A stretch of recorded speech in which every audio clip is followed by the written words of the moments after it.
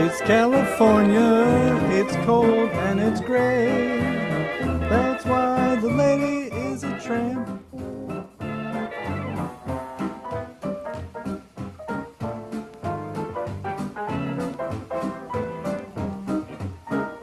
Weird.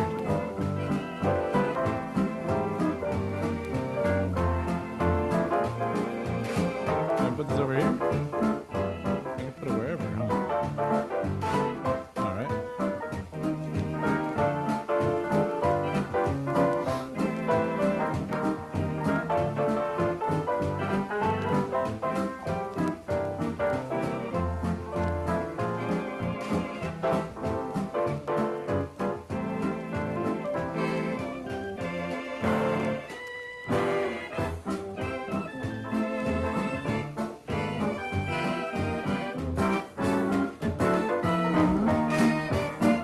Key change.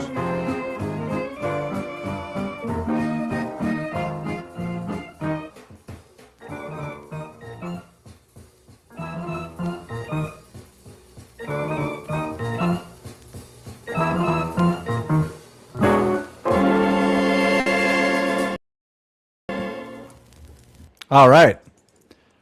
Welcome everybody. How you doing? What's up? All right. Nice. I feel weird when I say everybody's names, and then I feel weird when I watch live streams where they start saying everybody's names. So I see you all. Everybody that's here and said hi. Well, that's not really true, but at least everybody that's on screen, what's up? I'm so glad that you're here.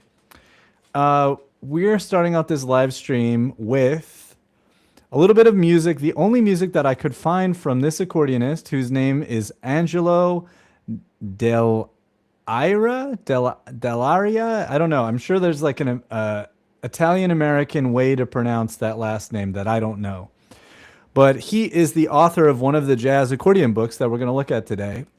And I was like, oh, that'd be a great thing if I could find music by these authors. And most of them, I cannot find any music. Like Ralph Stricker, I can't find anything by him online. So if anybody has a lead for that, I did find like a little, I guess there's a Facebook group for everything. I can't stand Facebook. It's such a bummer every time I go on there. That it really is, like, with no exaggeration. It's just like, ugh, this is gross. It's a lot of opinions I don't agree with, I suppose, that I don't need to be seeing. They probably feel the same way about my opinions. But anyway, I was looking up Angelo Dell'Aria and just trying to search Google, and that took me to like a Facebook group that's in Italian, but I guess Facebook now translates. Anyways, so how are you all doing? I'm mostly set up, more or less. I guess I have things to plug in and get going with. I need to get up the thing that I read. What's happening? Everybody, it's February 10th if you're watching this live or on the restream. My name is Dallas. You can see it right down there-ish. It's so hard. And you might see my accordions behind me and the other stuff that's behind me in this room. Look at the chat going on here. Who watched the Super Bowl, or Superb Owl, as they say? Yeah, what is going on? Now there is... Dude, this is so whack. If I go here... There's the chat. What's up, Ed? The chat should be here. I feel like they're making changes to this software and it's buggy now or something. Why do I not see the chat, you guys? This is weird. Well, c'est la vie. All right, let me see if I can add a new scene with my camera. And in that scene, add the chat to it. Now this is so weird. Now there's no background. This is weird. Opacity, 100%. There. Top. What? I've never seen this before. Look at that. That's annoying. That's called Fortnite boxed. Look at that, though. Isn't that... If that doesn't trigger your ADHD, I don't know what will. That's also impossible to read, and basically these are for wow. I'm sorry. Now I have I have never. Okay, yes, thank you, Almazaz. So I gotta find. I just like the normal one. These are horrible. So I only. Wow, I'm sorry. I can't. I loved the halftime show. I thought it was great. We have been listening at my house. We have been listening to. That's the one we want. To Bad Bunny for I don't know a couple years now or so. I would say at least 2 3 years. I wouldn't say I'm like a super fan, but I'm familiar with most of his music. Um, and like where I live, there's a huge Puerto Rican population. So there's a lot of Bad Bunny being played out of cars driving by, like blasting. So it's around, you know. Whoa, Kennedy knows somebody who played violin. Do you know if that was? I assume that they were just like cool. That's so cool. Do you know if they like were? It didn't seem like they were mic'd to me. I didn't see. I checked out the string players, and it didn't seem like they were mic'd. There's this really beautiful Bad Bunny song that I'm sure I'm gonna get if I don't if this doesn't give me like some sort of copyright thing, then I don't know what will. Let me see if I can paste this. Is this the one? Mm-mm-mm. Yeah, I'll play the beginning. This one's so beautiful. Um, nope. The intro of this, the string one.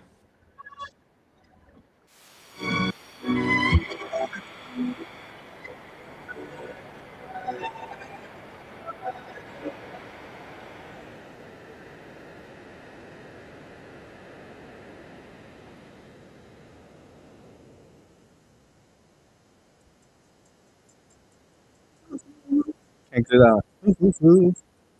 Isn't that awesome? So I was looking that up. Do you guys know that one?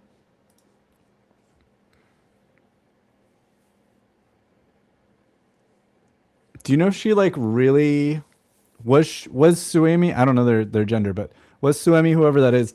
Were they actually like mic'd or anything, or was it just like to a track? I assume like all the vocalists that we heard, Lady Gaga, Bad Bunny, who else was there? Ricky Martin. Was there any more like major vocalists? I know there was other people there. Like we were really excited for Carol G because they advertised that Carol G was going to be there. But then Carol G was just at the front of the house with like Cardi B and who else was there? What's not coming through? Almazaz said the music didn't come through. Wait, what's not coming through?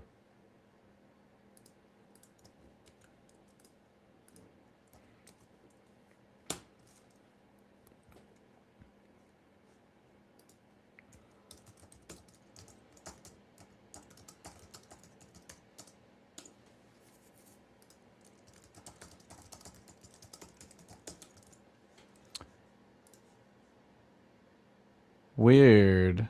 Okay, Kennedy doesn't know the answer to my question. Um, y'all couldn't hear that music. That's weird. I wonder. Let me check my audio settings. But you did hear the other music, so that's bizarre. I don't know why you wouldn't, unless there's some sort of like um, super like anti-piracy algorithm that that they have. Couldn't hear that, but could you hear the music at the beginning of the stream? The Accordion music. I know Almazaz, you commented on it, and Bertie, you said you could at the beginning. Yes. Okay. So nobody could hear that. All right. Let me see. I don't know why that was. Let's see if you can. All right. Bizarre. Let's try this. So this is one of the videos. I don't know where the music starts. Somewhere around here. Here.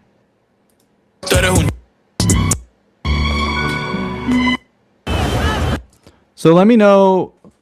Type in and let me know if you do not hear this audio.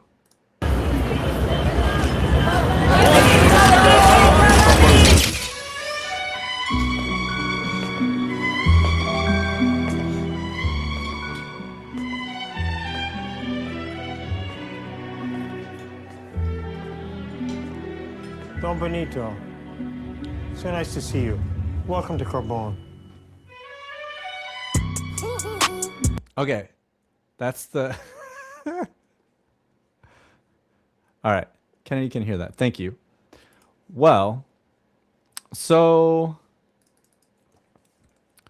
that apparently is based on a Charles Aznavour song. It's a sample, apparently. So here's Charles Aznavour. Let's do the live version. We might be less likely to get struck. Oh, we need that intro though. All right, here.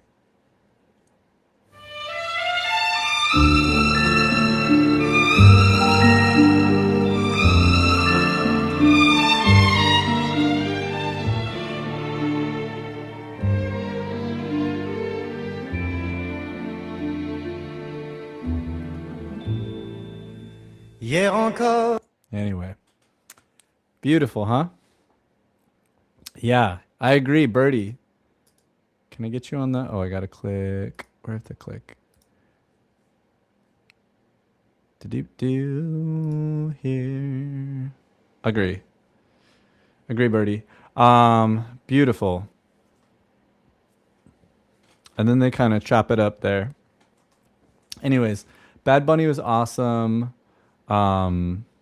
I loved the story that all the all of the stories and like the big overarching sort of narrative. And it seemed like, if I was, it seemed like it was phenomenal for watching from home, right, on TV. But it seemed like if I was there live, there wasn't much to see on the field. Everything was like kind of inside those grasses and stuff. But it was cool. That was really cool. I loved it. Here's my, my subway take or whatever. Lady Gaga, I was kind of like, I would have rather heard other people. I didn't think she brought it. That's a Bruno Mars song, right? I think that Bruno Mars song was nominated for a Grammy this year. But that Bruno Mars song is fine. But then to like salsify it and then to have Lady Gaga sing it, But I'm not a huge Lady Gaga fan in general. I appreciate her. I appreciate what she does, but her singing, especially, like her music's fine, but her singing is like not anything that I'm trying to really, get into. No offense, Lady Gaga, but not my thing. But everything else was cool. Ricky Martin was looking pretty. I haven't seen him, gosh, in 20 years. So he was looking really jacked. And I don't know. That's about it. Like Karol G, she's a Colombian artist, pop artist, who has like really lots of fame, not fame like Bad Bunny, but fame. And we've watched her. Irani is the accordion player that has been on tour with Karol G. And there's this one Karol G song that Irani plays, like this beautiful accordion intro to. So I was like, maybe we'll see Karol G and maybe we'll see Irani or like an accordion player or something. But we didn't. Let's see. What else am I supposed to do? I introduced myself. For anybody that's new to the live stream, today I will play a little bit. A lot of times I don't. Sometimes I do. I like to do teaching stuff. I'm an accordion teacher here in Pennsylvania, but most of my teaching is online. I'm looking for my little thing that I read here. And I perform and I play and I teach accordion. And yeah. And we're going to spend these next 2 hours... After I get past the news and updates, then we're going to talk a little bit about a couple of the segments, and then we'll get to the main segment for today's stream, which is going to be on vintage jazz accordion books and like what's in them. What does that tell us about? Maybe what could we infer? Or what do we decide to infer?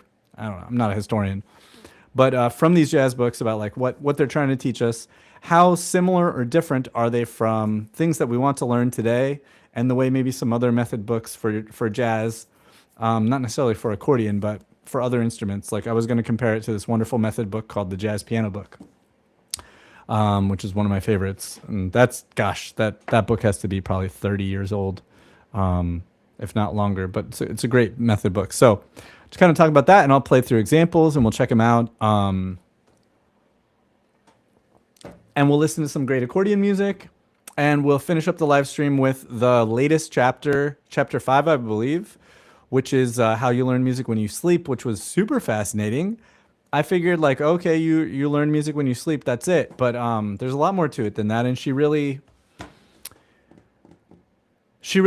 continues to connect dots, so to speak, to connect ideas, and it's a wonderfully written book that has it does have what do you call it? A through path or whatever. Like ideas do build from one chapter to another, and she continues to elaborate, which I love. Let me get the thing that I read. Let's see.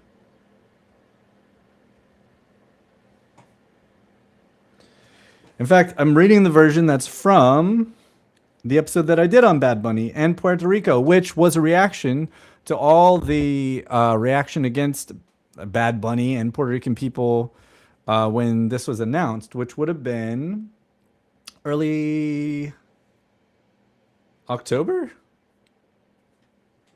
October 7th was the date of that I dedicated the stream to Bad Bunny and Puerto Rico, and I connected it to Pablo Casals, who lived in Puerto Rico for a long time, although he was a Spanish, born in Spain. Okay. All right, so here's where I read my thing, and then we can get right on with it. My name's Dallas. This live stream is pro accordion. It's pro musicians' rights and representation. It's pro educators' rights and representation. Remember that at the beginning of this administration, there was a huge attack on academia, and they were trying to cut funding and do all this extortion stuff and get rid of woke all this other kind of BS stuff. Anyways, let us not forget that many important things have been attacked and are under attack and continue to be attacked to change this whole thing into a screwy, awful place. But we are pro educators' rights and representation, pro academia. We are pro LGBTQIA+. We are pro gender equality. We're pro feminist, pro democracy, pro political plurality. So lots of parties, political parties. We are pro-immigrant and pro-immigration. We are anti-fascist. We are anti-white supremacist. We are anti-war. We're anti-genocide of the Palestinian people. We are anti-Semitic. We are pro-public funding for the arts, pro-public education, pro-educators of all types in academia, and learning and using intellect and bringing a critical mind. We are pro-love. Love is stronger than hate is the message of Bad Bunny, and that's a good one for all of us. So that's my little thing that I read because I feel like it's not a time to be quiet. It is a time to say the things that I base my life off of, that I think are important, that I fight for. And I think it's good that if you have similar views, that I'm here, and maybe I know that you're there. And if that's provocative to you, I have to say sorry about it, or I'm not sorry about it. And that's on you. That's your issue. But yeah, that's what the deal is. So okay, so on this live stream, we start off with that thing. We're talking about Bad Bunny. Let's see, what else do I want to talk about? There's a little bit of news in the accordion world. There is Germany. This is, I don't know. This feels like something that like a late night show would cover. So Germany has unveiled. Come on, you can do it. Okay, there we go. I must accept. There we go. The nation of Germany has declared accordion the instrument of the year for 2026, whatever that means. Matthias Matzke playing a Honergola. This is the Rolls Royce of accordion right here, actually. Extremely expensive, especially in the golden age of accordion.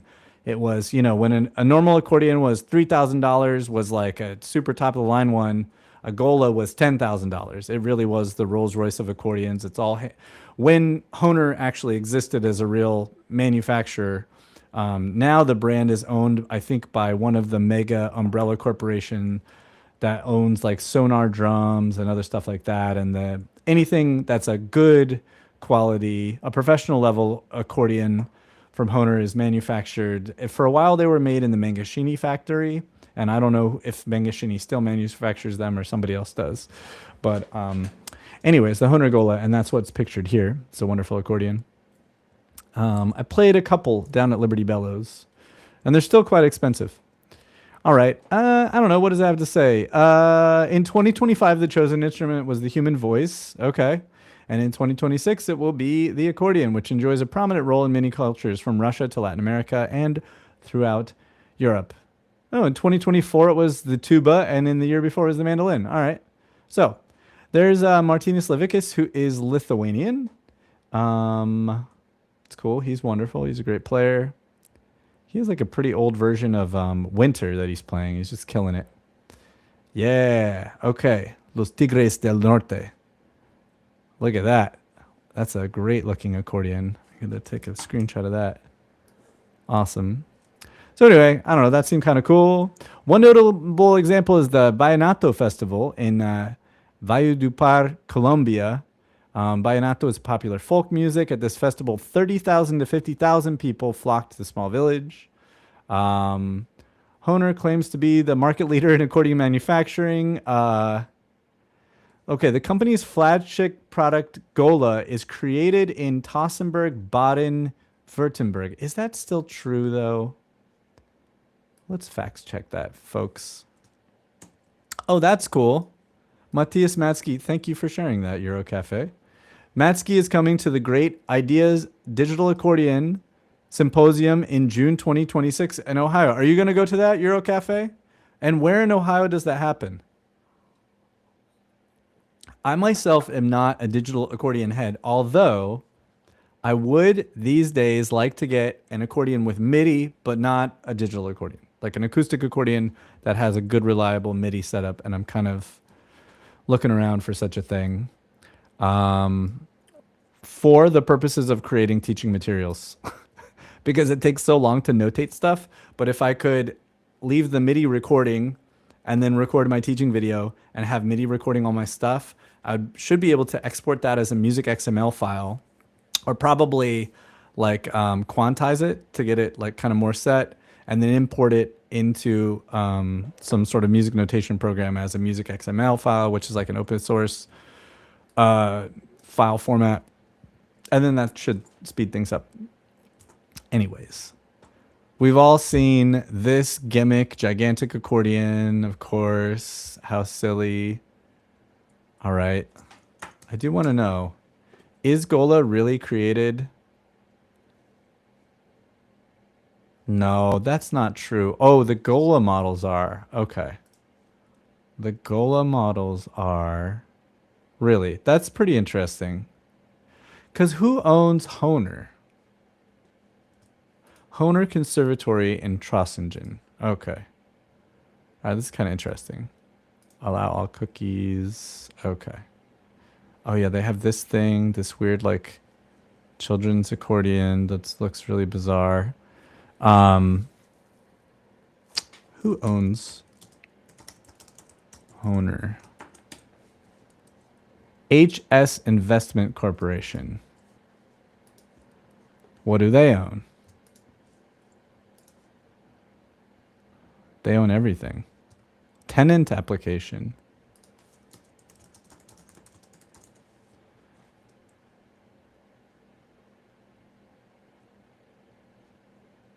They own property. Okay, well, this is boring.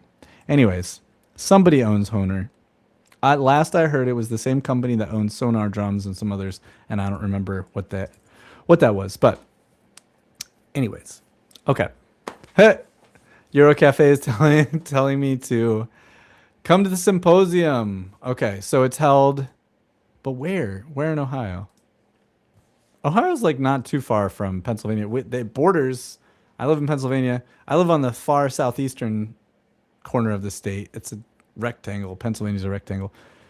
And then on the western edge of the rectangle is Ohio. I passed through in June. I probably honestly I wouldn't go to that, but I'm not discouraging anybody from going. Of course. And that's cool that they're bringing him over. Pardon me, Warren, Ohio. Dig that. Already. Oh wow. Okay. Drive from Canada. That'll be fun.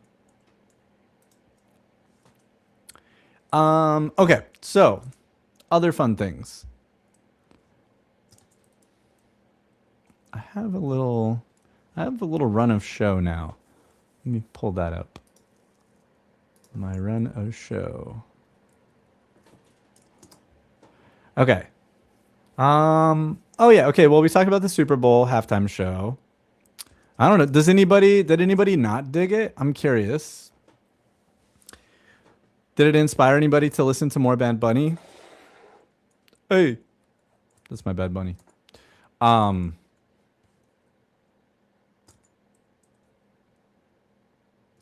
What else am I supposed to talk about? Oh, just Guy Klucevsek. Okay, so the last thing is that I will get to this also in the final segment about book club, or in the book club segment. But here's a cool thing.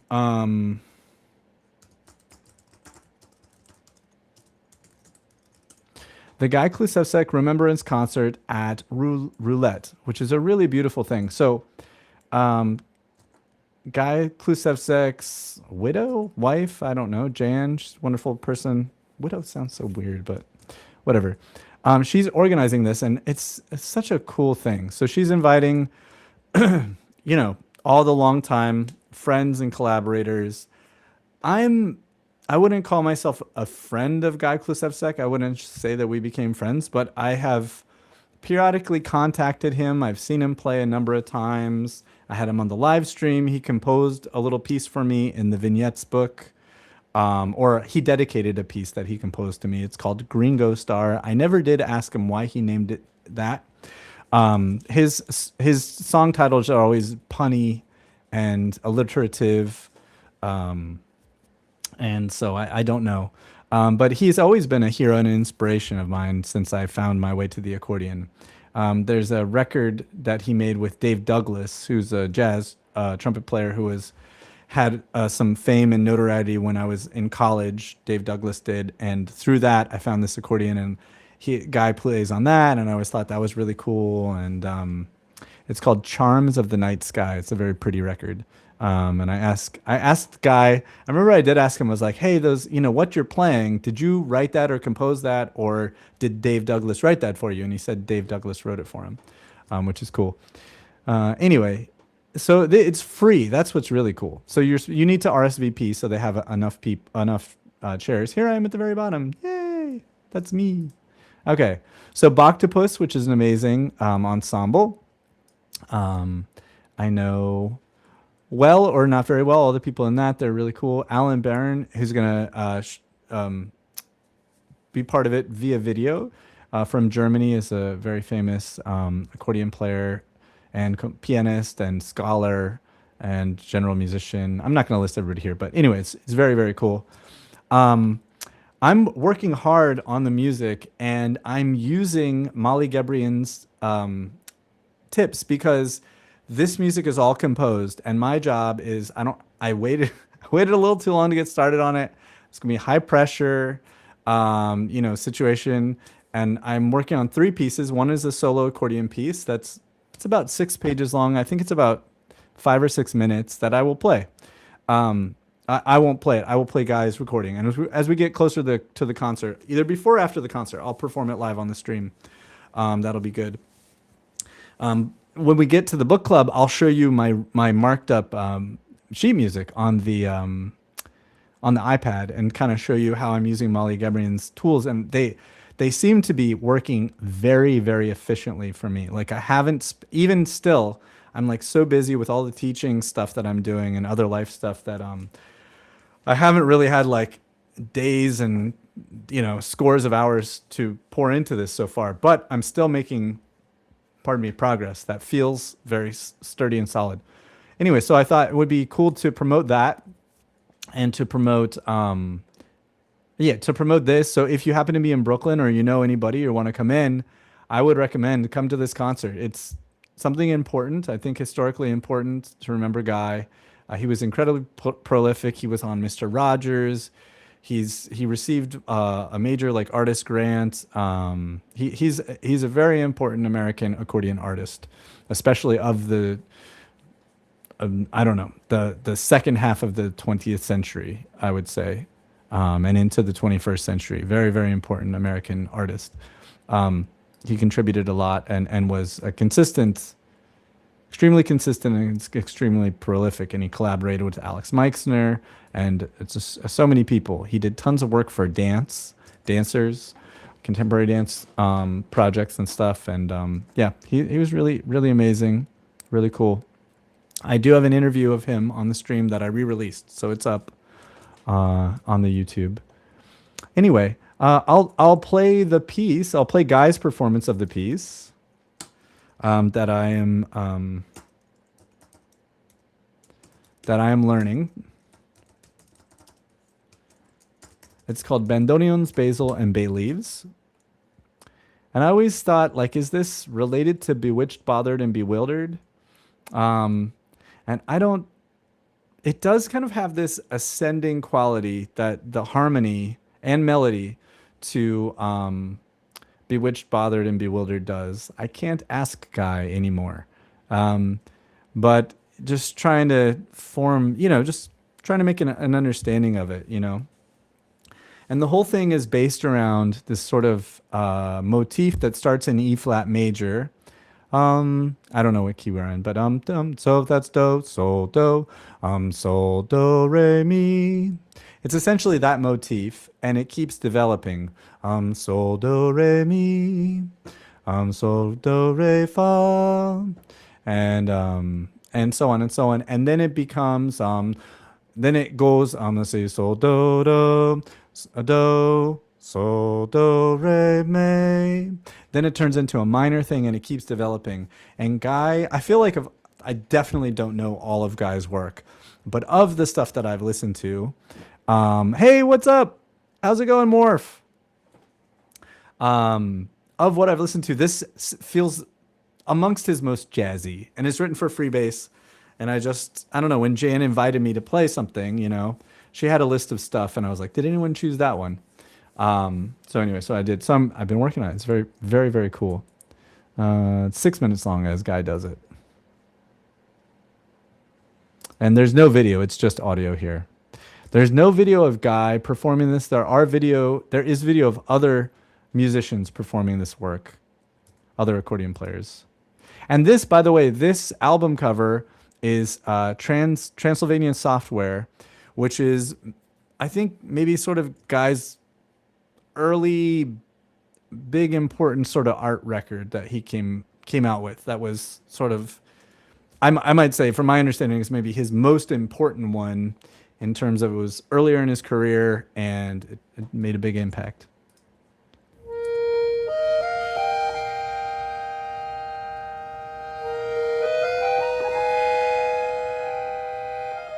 Do you guys hear that?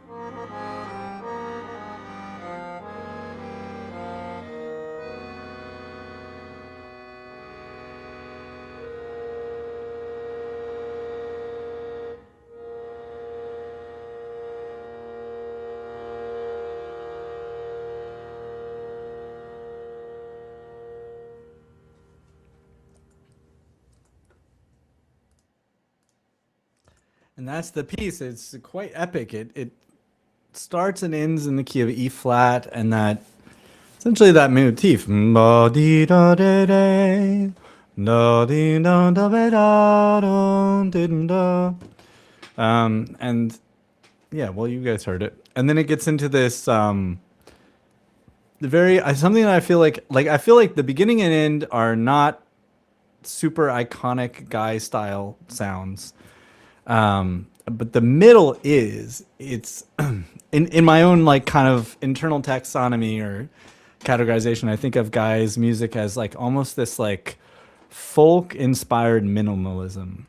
He gets into I feel like he's has lots of minimalist influences where it's these kind of repeating patterns that sort of develop over time, which is exactly what happens when it gets to the minor part, and it's really revolves around this the bum dum de do da di dum zi do da dum da be do ba di di do do dum da di di do do do da di di do do dum ba da bo do de do do do di da di do do do da di di dum, and it just does that sort of very kind of modal. The whole thing becomes very modal, whereas before, and what modal means is where you basically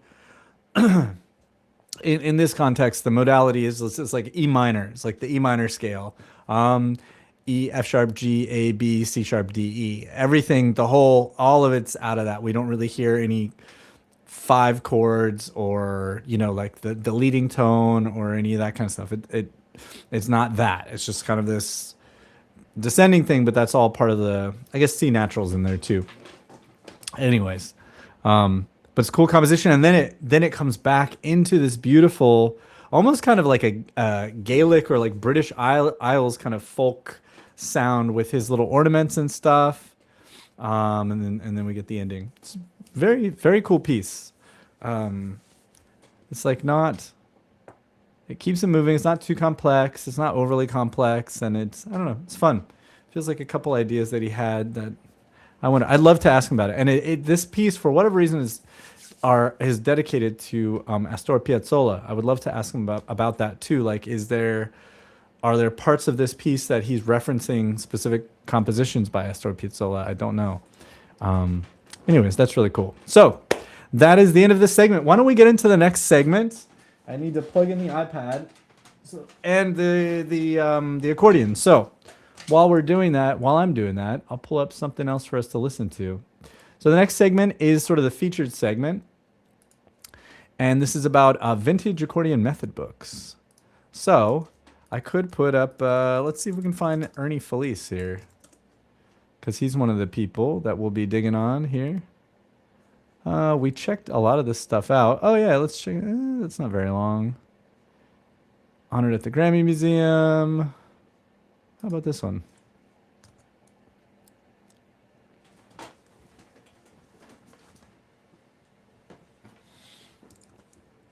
Oh, it's muted. My bad.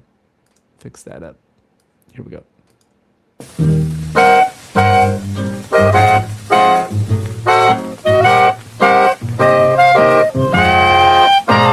I'm a millionaire, says the latest dispatch. But you think I'm ready for the squirrel hatch. 'Cause life isn't always a strawberry patch when you've got oodles, a boodle, and batches of scratch. I may find a chick I would like to attach. Approaching the preacher, I'll be snapped. Thatch. I'll discover my lover is trying to latch onto my oodles, a boodle, and batches of scratch. I can't sit the game out. I'll take any dame out who gives me a come hither look. But it's not me she's mad about. She's only got eyes for my pocketbook. Every gal in town wants to make it a match. They all feel that I'd be a wonderful catch. but I aim to remain just a selfish old batch with my oodles of boodle and batches of scratch.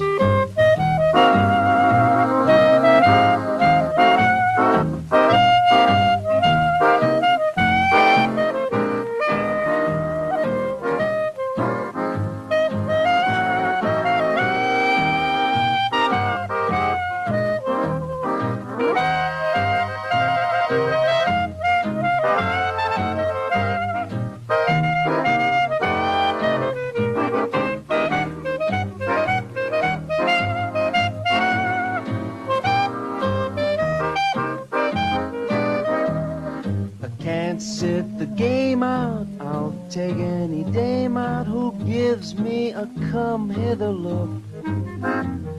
But it's not me she's mad about, she's only got eyes for that pocketbook.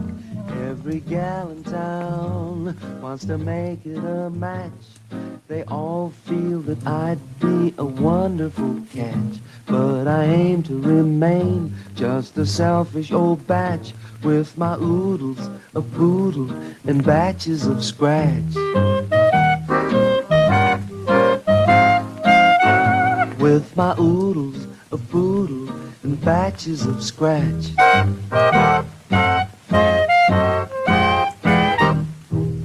All right. That's pretty nice, huh? Why don't we get another one here? Bo ba doop doop doop ba dum wee. Cocktail time.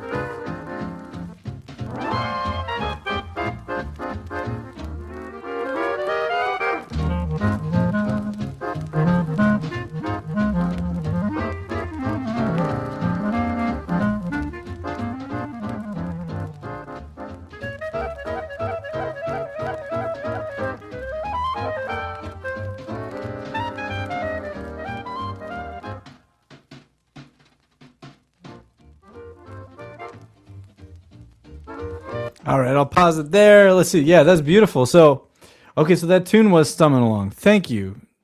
Thanks, Steven. I appreciate that. I did not know that.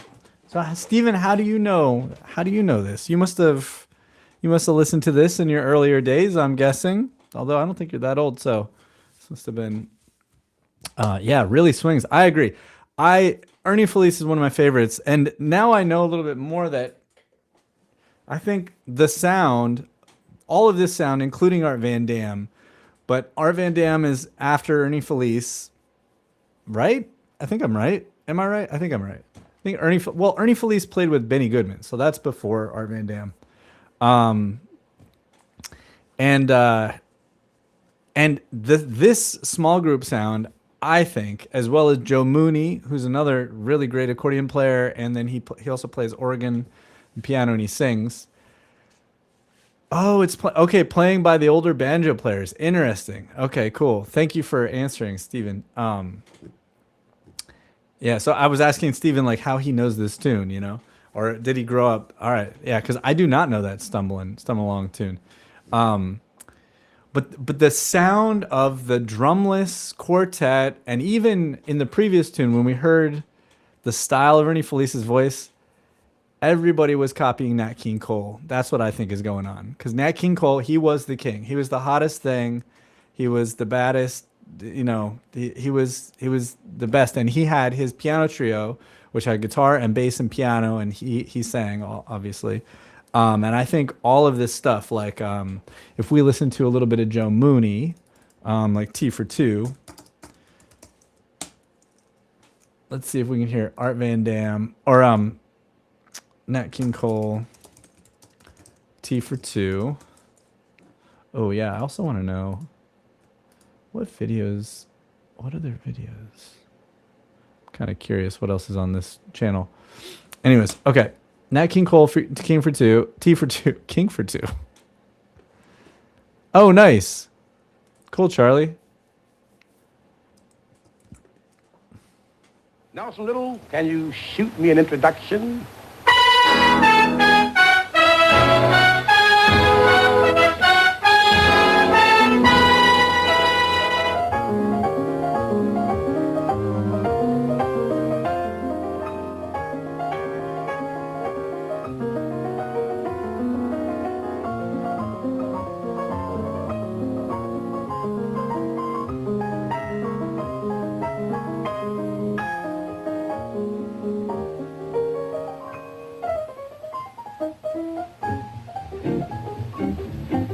Here there are drums.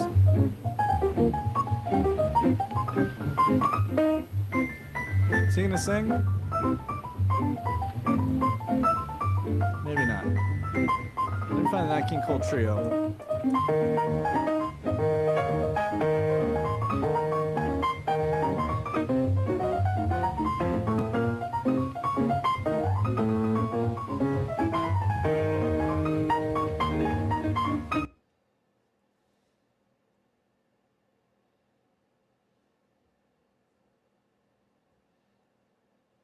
Whoa.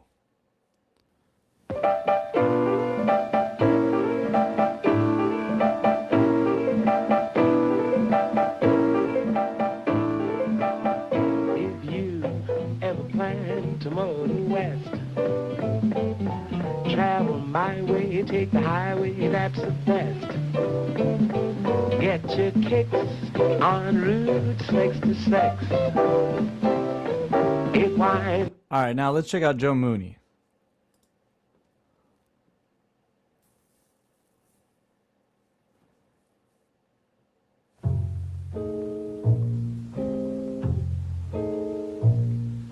Do you long for oolong like I long for oolong, baby? Do you long for oolong like I long for oolong, baby? Oh man, what a boot from a long tender shoe to oolong. Can you imagine me with you about my knee? T for two and two for T, me for you. And all this small group arranging with all these like reharmonizations and group hits and stuff, that's all over Nat King Cole style. And I think I'm open to, information from other people who know more or different than me, but I think that's all the genius of Nat King Cole. That kind of that was the thing. Everybody just wanted to do that because that was the coolest thing. Anyway, so we have the Ernie Felice jazz method book, which I was sent by somebody, which is very cool. I'm sure it's long out of print.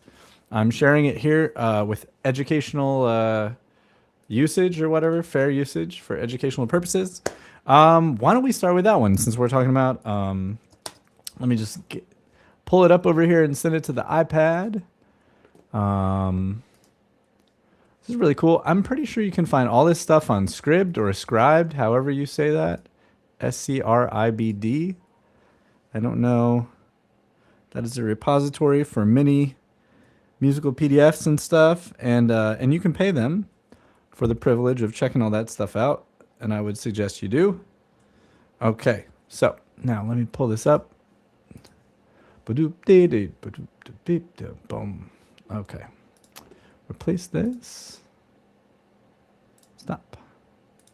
And start. Okay. All right, and then I will be using, as I have been using, these Fishman wireless receiver and transmitter. One is a little larger than the other one. The receiver is larger, and you can tell that it's receiver because it says R on there. Oh, that's the transmitter. Anyways, the receiver is the larger one. Let me fire these up. They just came out, I don't know, like the end of last year. They came out. Kind of a new product. They're just supposed to be easy. You know, all this gear like works the best on guitar because that's the biggest market.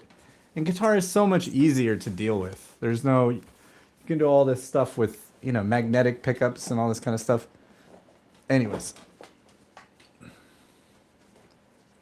Oh, I got to check out what Mike Siaka sent too. All right. Pardonnez-moi.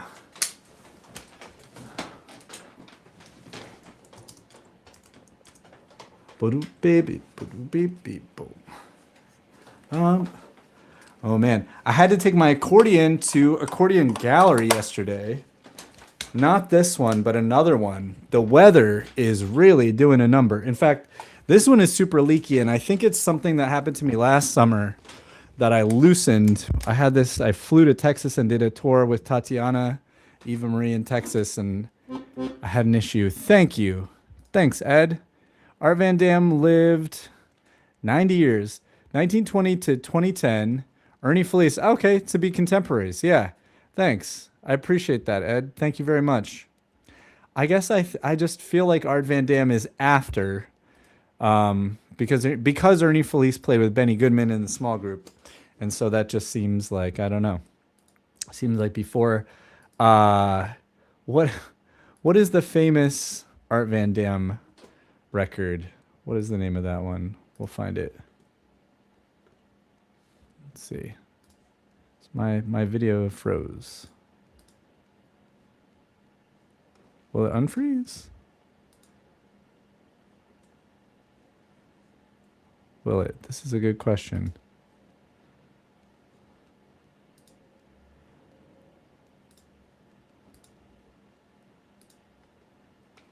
There we go. Now I'm back. I don't know what happened there. Issues. Yes. Okay. All right, now we're good.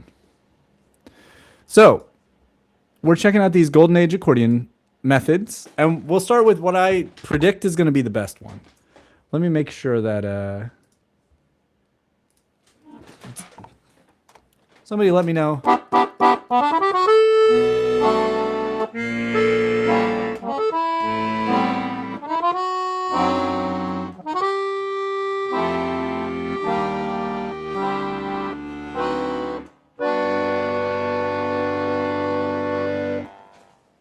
Do you hear that? All right. Published 1952. Okay. That's great.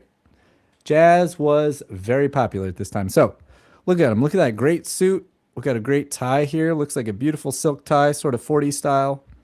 A new approach to modern accordion playing, scales and block chords. And I only perused through this, but that is the coolest part that I found.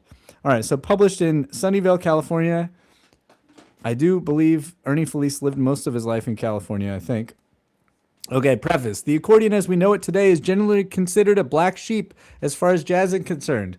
So even in 1952, it was considered a black sheep as jazz was concerned. It still is, isn't it? However, during the past few years, a new style of playing, how about that? How about that? This is cool. We're getting historical information here. Chris, thank you for letting me know. Kennedy wants to know what happened with my accordion. Okay. All right, so to finish the story about my accordion, sorry. Squirrel brain over here. Basically, the B that's right here, this is my other accordion, the Machino accordion that I'm doing all this practicing for the Guy Klucevsek concert, which is a free bass accordion. It's so beautiful. Basically, one of the notes stopped closing all the way. It got slow to close, and so there was something either under it or the wood swelled or whatever. So I took it over to Accordion Gallery, and the purveyor and technician and owner and purveyor of Accordion Gallery, Gennady Lazarov, fixed me right up. And he, most accordion issues are a little, what's going on here, and so he had to take out the axle rod, but he got it fixed. It seemed to be related to weather fundamentally. Like the reason why it wasn't having a problem last week and it was this week was probably related to just the shrinking of everything, shrinking of certain parts because it is so freaking dry and cold here. Mostly dry is the issue. So it's all fixed now. I actually had another issue where this little snap just stripped out. It's an old accordion. The accordion, I love it. It's from 1964, and it's been around the block. Okay, all right, so back to this. So let's check this out. So, however, during the past few years, so late 40s, a new style of playing has been gaining prominence with accordionists and the general public. This style is that of Ernie Felice. His work on records, radio, pictures, TV, and nightclubs have established him as the foremost exponent of the modern accordion. I love that because we still use modern to mean mid-century, right? Modern, you can still use modern, but it doesn't mean contemporary. Contemporary and modern are two different things. So that is very true. In this book, the fundamentals of his style have been set down step by step. So who did that? Did Ernie do it? We don't know. It must be understood, however, that the studies in this book will also help the classical student, both in technique and conception. Here we go. Special citation. Know ye that Ernie Felice of Sun Valley, California, has been duly considered by the National Commission of something and awards, citations and awards. Wow. Okay, cool. That's cool. They include that. That must have been something important. Alrighty, right hand technique. So we got some technique. So he says, I'm assuming Ernie wrote this. One of the most important phases of the right hand technique is the independence of the fingers. The following exercises practiced faithfully. And now whoever wrote this used an S in practiced. Is that how I would normal spell? Do I normal spell? Yeah, that's not the English spelling, is it? It is not. Anyways, sorry. I don't know what's up with my brain. I got up really early to get everything done. I think that's what it is. I think I'm not slept enough. Anyways. All right. So these may prove irritating to the ear and nerves, but the final results will prove worthwhile. The whole notes are struck and held down firmly. Stop and rest when the hand becomes tired. The hand must be as relaxed as possible. Love that. We love that. Never any tightness in the forearm, wrist, or hand. My students, where do you hear that? Every Monday. And the fingertips do most of the work. Fingertips do most of the work. Okay, cool. I'm going to take off my watch here. And let's try this out. So I'll flip this. Chime in, you guys, if there's anything you want to hear. Okay, so, wow, this is cool. All right, so I hold down 5 fingers. I'll put it on clarinet.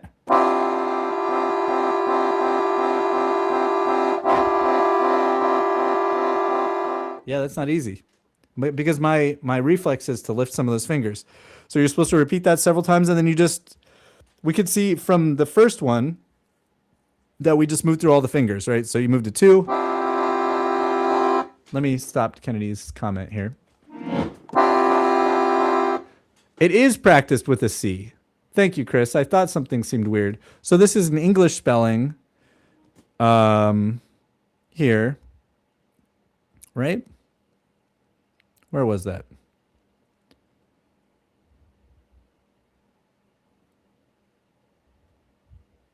Now I can't find it. I just love little contextual clues that can tell me where something... Here it is. Practice. Practised. An English person wrote this.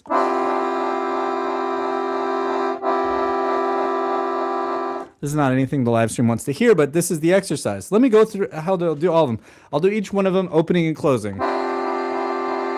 So now the 3. 4 is going to be hard.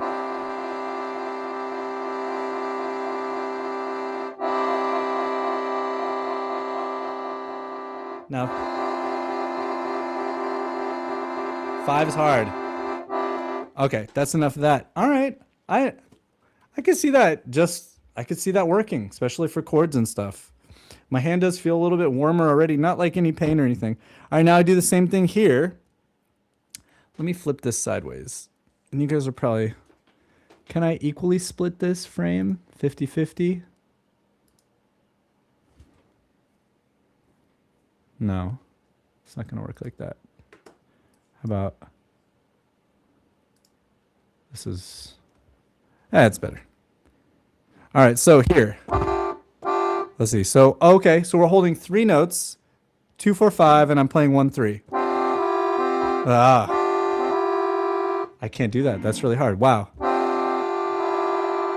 Whoa. That's way harder than I would have thought. And then together. Dude, that's so hard. That's so hard.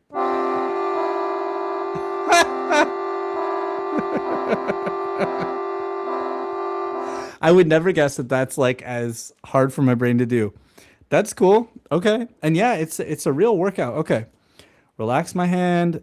All right, so that's cool. I would say this is, so far, that's worthwhile. That's a worthwhile thing. I would love to know more about that. I would love to do it and see how my hands kind of respond. That's pretty cool. Charlie says finger 4 was the hardest. So, Charlie, have you done this book? Have you found this book? Because Bill sent this to me online, and I was like, this is awesome. I haven't seen this. Okay, and then we have more of these. This is cool. All right, I won't do those.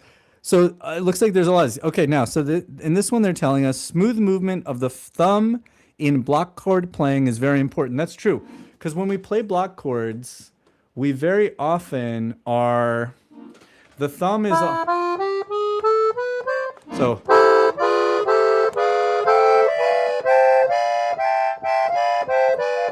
So my,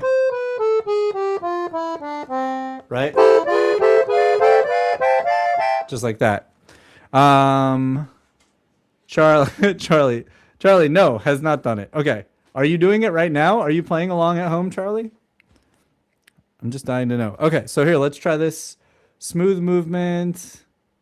Is it better? I don't know. Is it better when you guys see the whole page or when I turn it sideways? Oh, this is all thumb.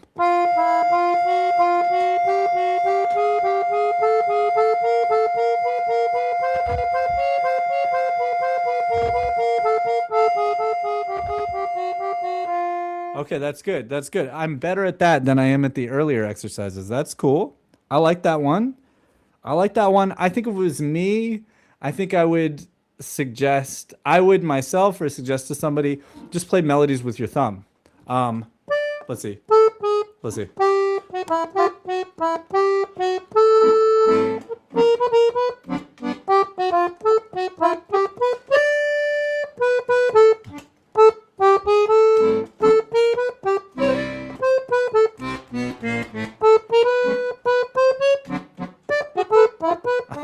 Yeah, that's what I would suggest. Just practice melodies all with your thumb. I think that accomplishes the same thing, but it's better. It's more applicable. That's my intuition for it. But anyways, okay. All right, let's check out his bellows exercises.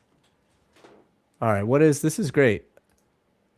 What's Charlie? Thanks for chiming in, Charlie. All of a sudden, I realized that not all fingers are pressing down with equal pressure. Interesting, like in the 5 fingers. Yeah, cool. So Charlie is doing this at home. I love it. Who else is playing along at home? All right, so here's our bellows exercise. All right, make the accent exactly where my... This is going to be a badass exercise. I know already. This is killing. So Ernie Felice's book so far, I love it. I think this is timeless. I think all of this stuff is good for us on all... I think that this is probably the best book that we're going to look at. And I think so. But let's see. All right, so very applicable. So we're going to start in the key of F, and we do in accents. Now, does he tell us anything else? Don't use too much bellows, just a slight pull or push. Too much bellow will make the accent too long. You will find that bellows accents are used in practically all of the following exercises. Play each measure twice, then progress to the next exercise. All right, so let's see. Get Charlie out of here. Try to get a little bit of more of myself. Is my face still in here? No. Yes. Okay, that's good. Okay, so did you guys hear that accent? Did I pass?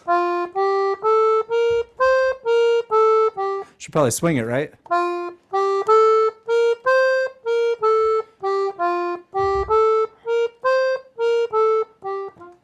Almost ran out of air. Next one.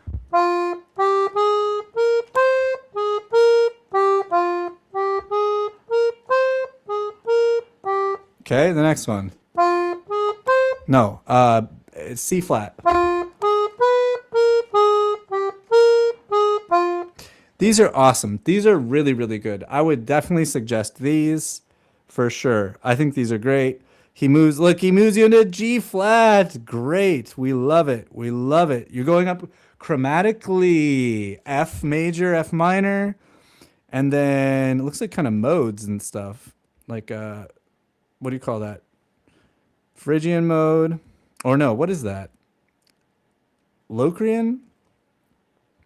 Then you go to G flat, then you go to G natural, then A flat. I love this. This is cool. Very cool.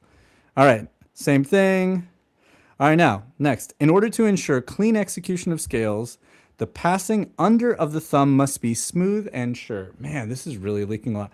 This accordion is starting to leak crazy too, I think because of this screw. I got a screw loose. I think it is loose, and I think I got to tighten it. I had to loosen it over the summer in Florida, probably because it was so freaking humid. Not in Florida, in Dallas, Texas. Crazy humid. And then the airline threw it, and it got all messed up. I bet that's what it is. Okay. Anyways, all right, so what are we doing? So wait a minute. In order to ensure clean execution of scales, the passing under of the thumb must be smooth and sure. The following exercises are designed to ensure smooth movement of the thumb. Okay, so it's basically, check it out. So he gives us, we get a bunch of different iterations. So we basically go 1 5 1 5 1 5 1 5 for everything. This whole thing is to be played 1 5 1 5. Then you play 1 4 1 4 1 4 1 4. Then 1 3 1 3 1 3 1 3. Okay, that's cool. I like this. Go slow. Molly Gabriel would say 3, take a break, or 20-second break, 3, perfect, right? But you got to go slow enough. No mistakes. So that means you have to go slow and stay focused. Let me get it so I can do the whole. I'm going to go up to the fermata. I already made a mistake. That's tough. That's tough. I really got to swoop in my elbow.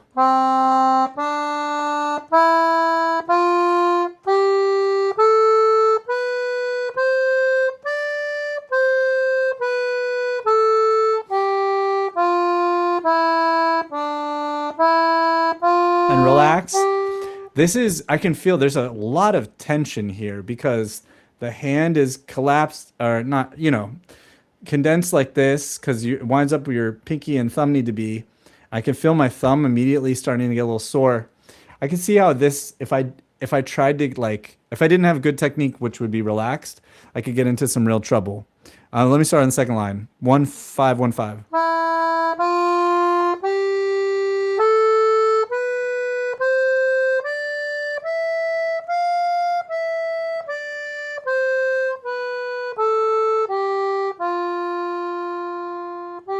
Somehow I'm off. No, I'm right. It's just, you know what it is? I don't know where I'm at really. I don't hear the tonality because I kind of start in the middle of it, and I'm not reading in a way that I'm like sight singing in my head. And then my normal way of knowing where I am on the keyboard, that's completely disrupted by doing this. This is cool. I like this one too. These are good. Like, this shit is better than Hannon. This kind of stuff. I think this is way better. Way, way better.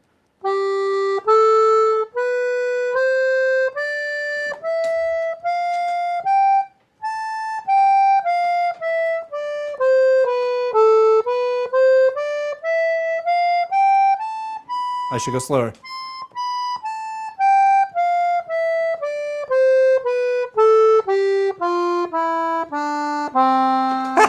That's really funny. That is so fun. Okay. Wait, what does Ted say? Practice has an S if it's a verb and a C if it's not. Oh, thank you very much, Ted. I had no idea. I did not know that rule of grammar. Thank you very, very much. Yeah, fascinating. Okay. Really cool. Okay, and then we get, so then you're supposed to iterate that, so then you do your 1 and 4, and then 1 and 3.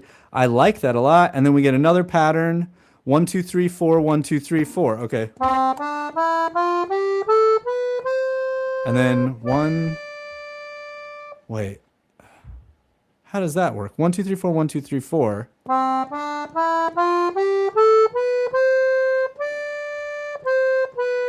Oh, wow. Oh, wow. Weird. These are like mind twisters, too. That's cool. Really neat. Really, really neat. I can see how an exercise like this would really help with precision and many fewer missed notes. I like it. Okay, so far I'm loving this book. All right, and we get more. All right, that's the same one we're on. Okay, now we have scales. These look pretty standard. And I've seen this in Gallerini's method book, which is it's his handbook for his workshops. I'm sure he's produced so much material that the thing that I have is probably just one of like thousands of things he produced. But so in this one, each scale is to be played in the following manner. So you play it with accents. Okay, so let's see. Accent on first and fifth. Oh, and with the fingering that he gives us.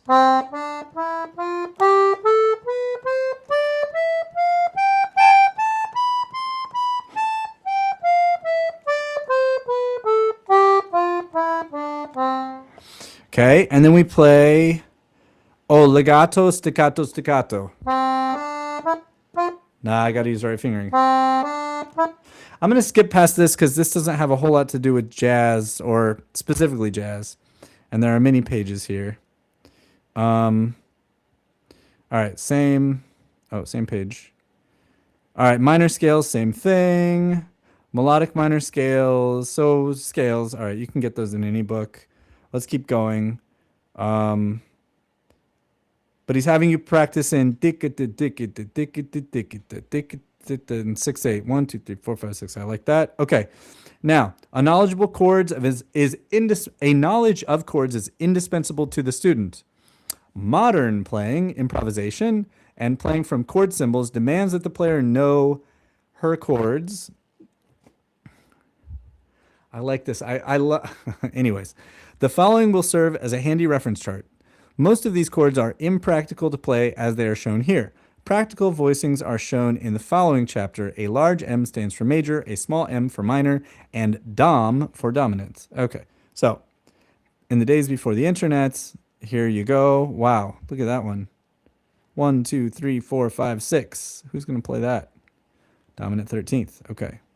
All right, so that's just sort of an appendix. Altered chords. An altered chord is one in which one or several notes are chromatically altered by accidentals. This term altered chord has taken on a different meaning since I would say 70s or so.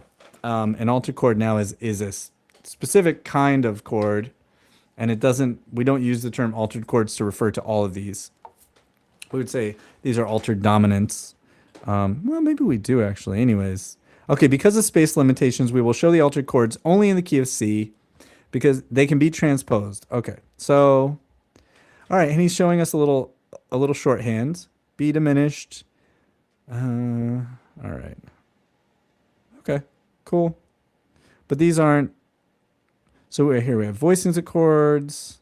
All right, so again, sort of thing. Okay, arpeggios. The following exercises are to be practiced in the same manner as the preliminary scale exercises beginning on page 1. Okay. So, right. So we hold all the fingers down.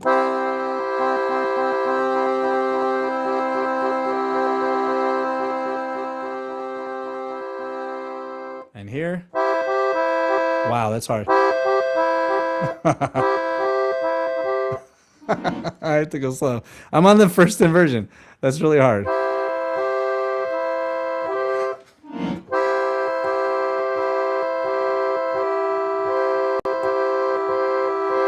That's really hard.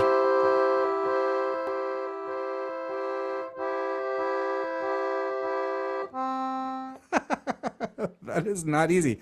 Okay, those are cool. I'm kind of like I'm intrigued by how I cannot do that. Oh my gosh, now we have 5 notes. So here I'm on the major triad with added sixth.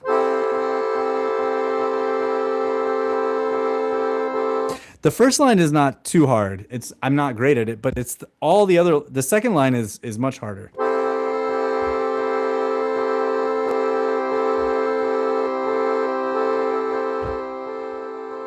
Oh, I should be in an inversion here. Anyway, okay, we get the idea. So these are for strengthening the hands. Man, I do feel like you got to be careful. I feel like I already feel something in my wrist, you know? Okay. Carpal tunnel or whatever. I don't know. I would say be careful with these. Definitely go very slow. Be just a little bit at first and really rest. Don't overdo that. Okay. In the playing of arpeggios, the passing under of the thumb is as important as it is in scale playing. Hard practice on the following exercises will reward the student with smooth and even arpeggios. Okay, so, what is this showing us? I'm trying to understand this. So I guess let me start with 5. I hold that. And then, oh my God, that's crazy. Let me start at the bottom. Okay, so this is fun. It's fun to decipher this. So 2 goes on the G, and then I play 1, 1, 1, 1, 1. What an interesting way to do this. This is interesting. Has anyone ever done exercises like this? I don't think I've ever done anything quite like this on the accordion. So now we're going to put our middle finger on the G, and still...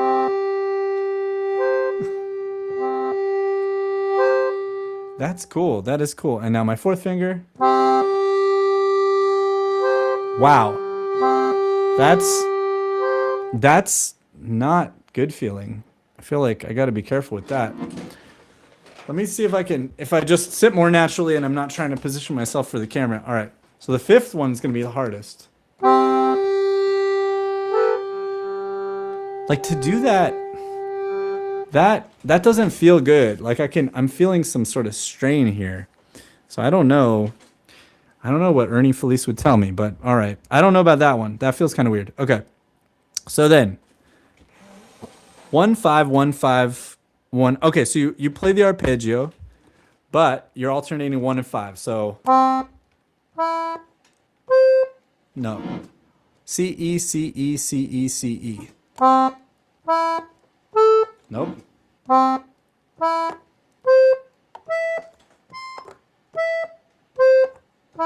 And then 1, 4. Nope.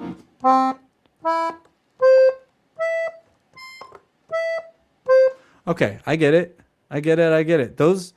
These are cool. This one I feel like you got to be careful with. When it was my 4th and 5th finger, I definitely felt like in order to sustain that note and then get my thumb really far under here, it was creating this like real, maybe I just need to go around the accordion. I was kind of staying here. Let's see. No. Ugh. No, when I do that, I start to feel like this awful, something that doesn't feel helpful. All right, so I don't like that. Okay, now, so after we have those in these various keys, so basically you have different qualities. Oh, you have every note. So you have the 3rd, then the 4th, then the sharp 4th, then the 5th, then the sharp 5th, then the 6th, then the flat 7th. Okay, and then, is that the 14? Is this 15? Yeah. Okay, no instruction here, but arpeggios. So a nice 6-chord arpeggio. Whoa, let me go slow. I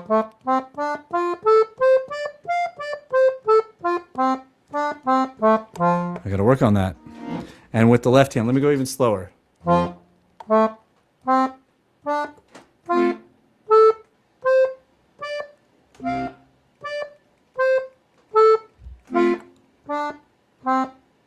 Now onto the F minor.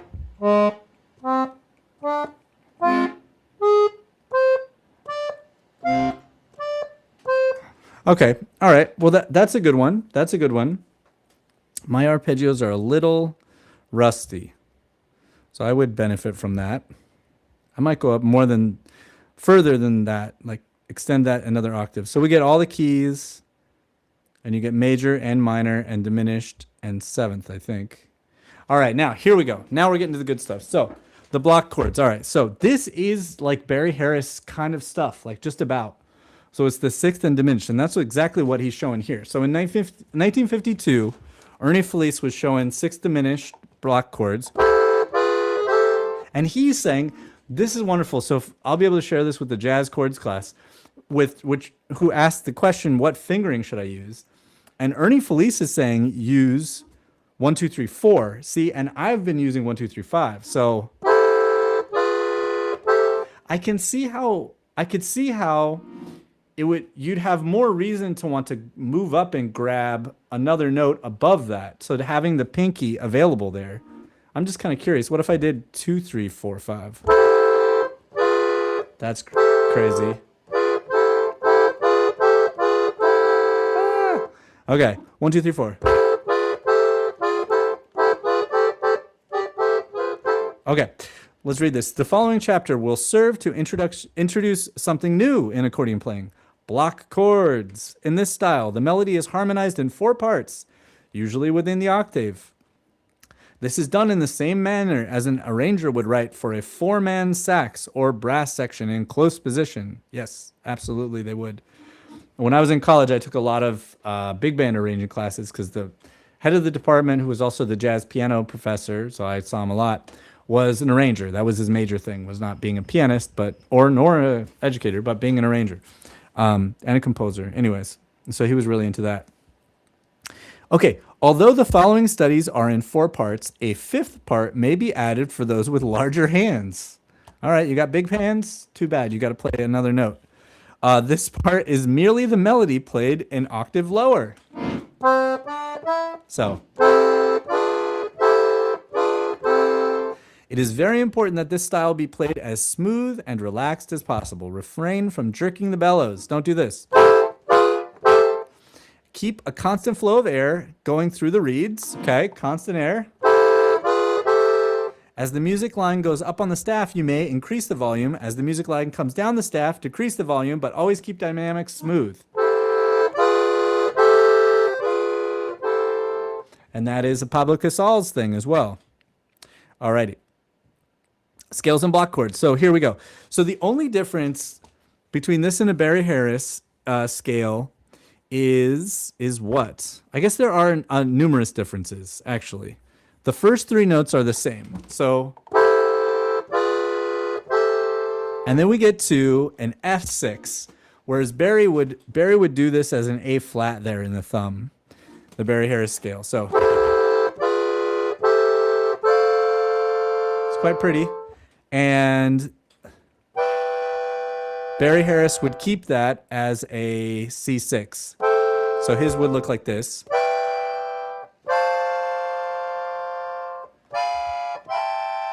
Cool. So this is different than Barry Harris's thing, but some things are similar. Still sounds great.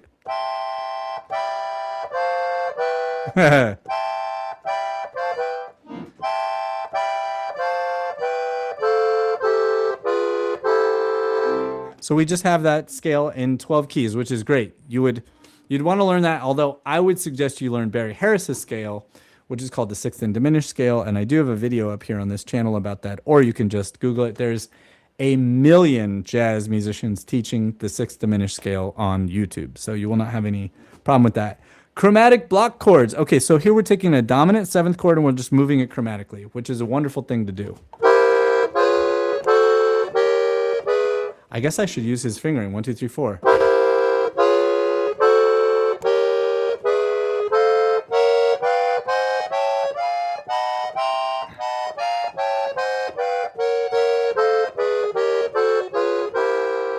Wonderful, wonderful, wonderful.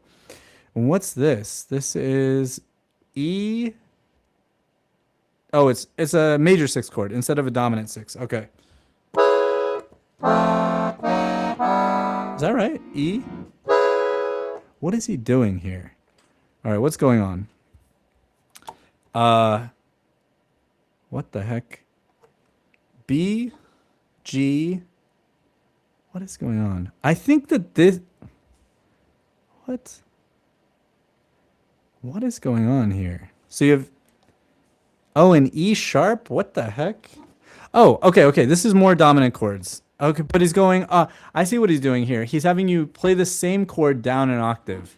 So you play here, C sharp dominant 7. Then you jump down and play the same chord. Then you go up a half step. And then up an octave. And then up an octave.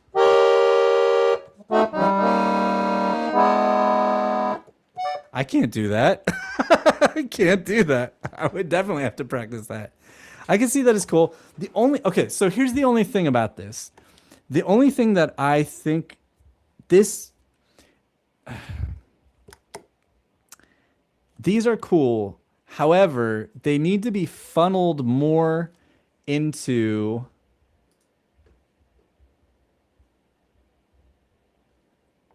so I have the fire effect because I'm protesting ICE in the United States. I don't know if you're in the United States or not, but this is my statement to protest ICE as a totalitarian racist organization that's causing no good for the United States. So that's why I have the fire here. I apologize that it's distracting, but it's a political statement. So sorry about that, Brendo Dorset. But that is the reason. So, okay, my only thoughts about this is these should be tied to playing tunes. So it's like all exercises should sort of like have a flow where you're doing the thing like chromatically, like here. Like this is a cool pattern, and I could see how this would really help your nervous system find these chords, especially if you did this like in Gebrian style practice. You'd really tune up everything here really good. But then there needs to be something else where you apply this to a tune, and you like open up in your tune like a lead sheet or something, the real book, and you go, okay, I'm gonna play. I'm gonna go through every chord on this lead sheet. Like, okay, if I pull up the real book, I can do that. Real book. I'll just do this one. We'll get to a tune somewhere. Something, a standard maybe? Okay, everything happens to mean. I'll make a date for golf. Okay. So if I play all these chords, like I gotta go up here. So maybe I try to go change the chord.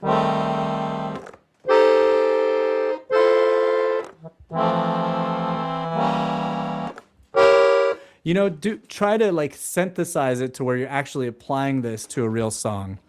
I think that is an absolutely necessary, vital part of working on this stuff. Oh my gosh, we haven't even gotten that far. Well, I guess we have.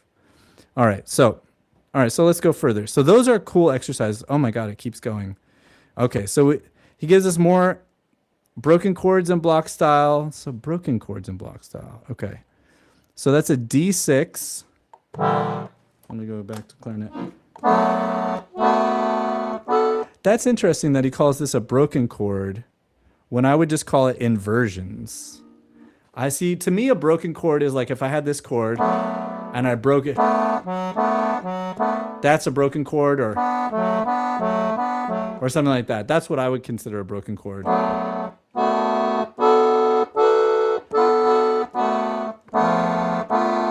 That's a good exercise too. Really good exercise for getting all these chords in your hands. Really nice. Okay, let's keep going. These are cool. Wow, what's this one? Now what are we going to have here? This looks weird.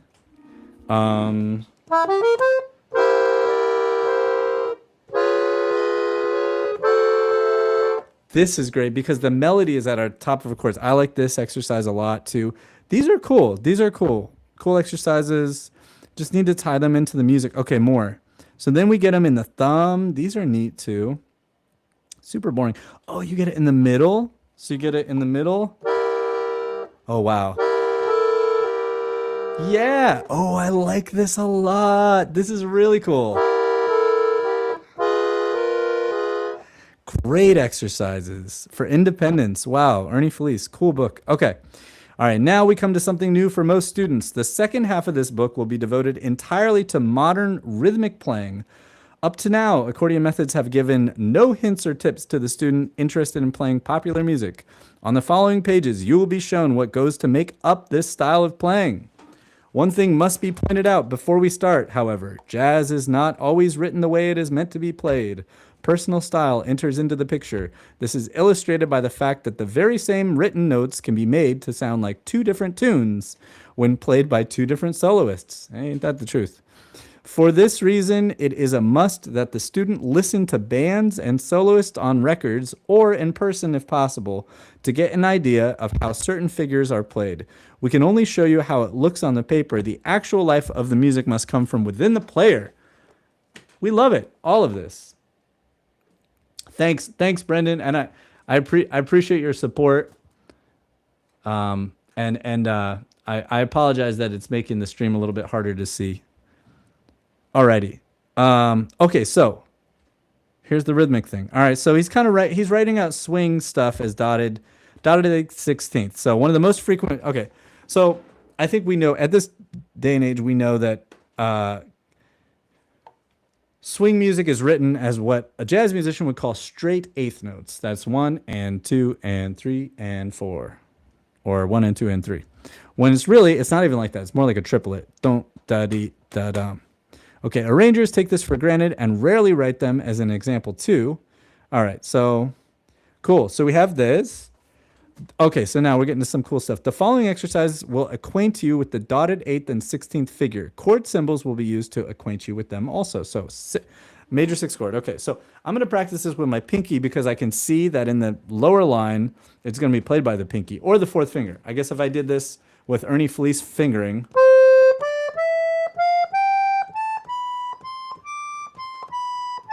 No, sir. That's cool. And then next, the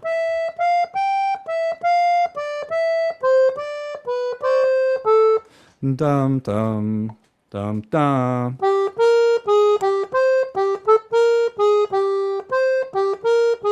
Okay, and I was just practicing with my 4th finger because I think that is a really great exercise to do training. So now. I'll play Ernie Felice style, 4th finger. Do I play the A natural? I'm so used to the Barry Harris scale.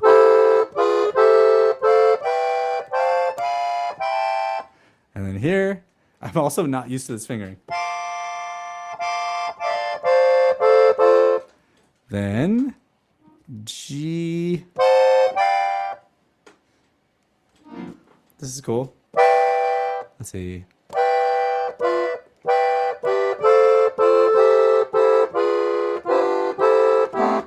La dum da da do da. That's beautiful.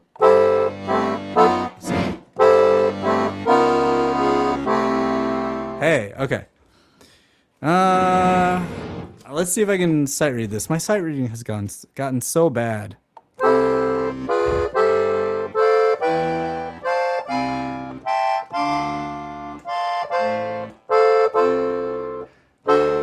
Then what we have?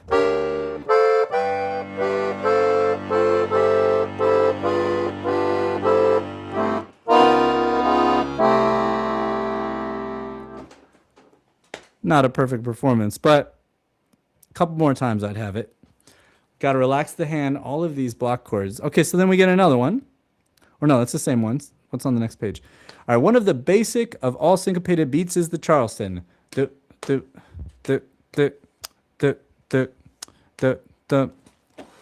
This figure is one of the most frequently used in modern music. It gives a definite lift to the melody.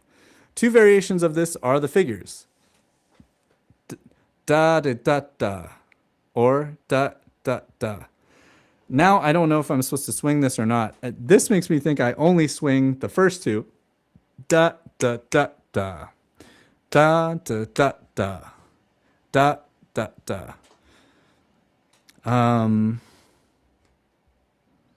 In order to give drive and punch to faster tempos, the syncopated note is usually accented. Ba ba. Ba ba ba ba. No. Ba ba ba ba. Ba dang da dang da dang da da da dang da da da. Dang da da da. That would be the second one. Dang da da da. Dang da da da. Okay, and the last one. Da da da. All right, and then I guess we're just supposed to be acquainted with these chord symbols. And unless it's a dotted 8th 16th, I'm not going to swing it. So I'm going to feel 1 and 2. That's straight 8ths. 2 and 4 and 1 and 2 and 3 and 4 and 2 and 4 and 1 and 2 and 3 and 4 and 1 and 2 and 3.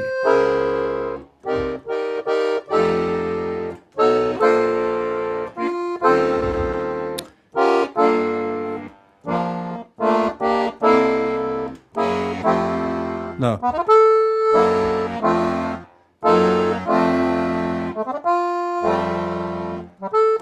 Well. All right. Now let's see his. I got to play this an octave higher. So now he realize meaning puts the harmonies under it.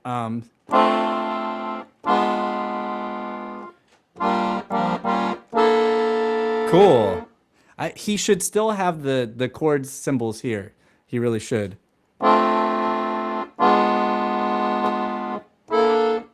Let's see. There you go. There's a nice open voicing.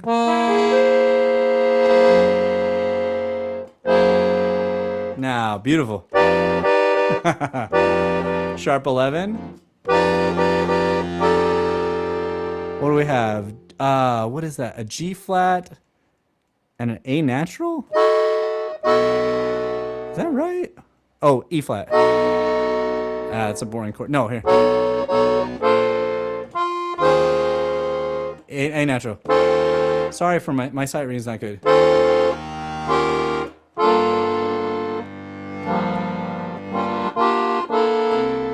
And then we that's a G flat. Beautiful, beautiful. All these chords are so phenomenal. He's not really teaching you harmony, but you're at least getting to practice the style. And we don't write things. So this is a dated thing to write swing eighth notes like a dotted 8th 16th. That would be a thing that we don't do anymore. You just write swing and straight over it, and then the player would know to interpret it with swing. Okay, so then more popular figures is the so-called backbeat. Okay, bam, bop, bop, bop.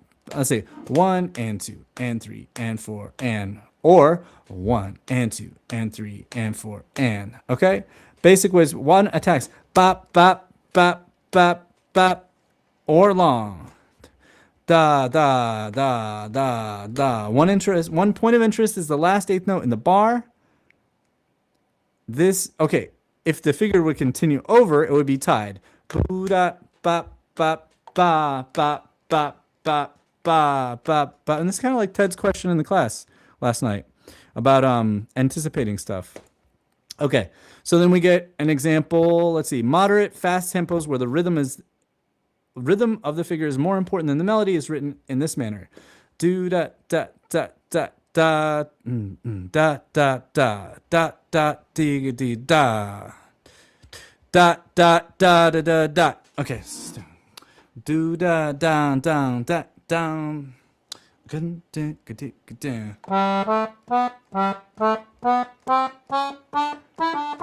Dee dum da da da da. That's it. Dee dum da da good do. Damn. I gotta go higher. Boo doo doo doo.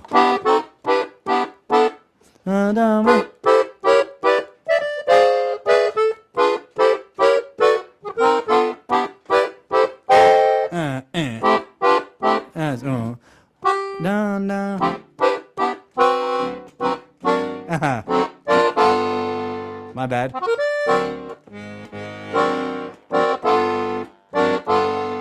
Cool, cool. It's very cool, man. This sounds like he plays. It really does. So what I'm doing is I'm playing block chords underneath these. So where it says G6, I'm playing an A diminished.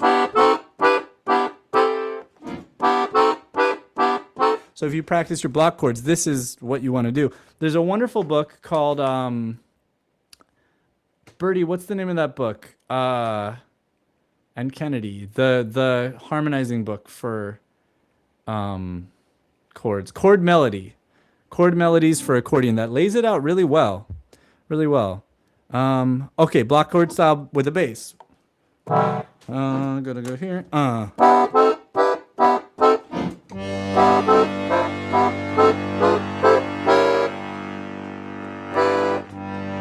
Now here's where I break down to do this to.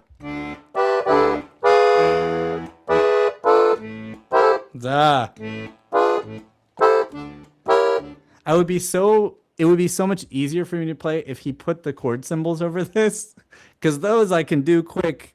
Reading all the notes in the chord, I'm not as fast at. Okay.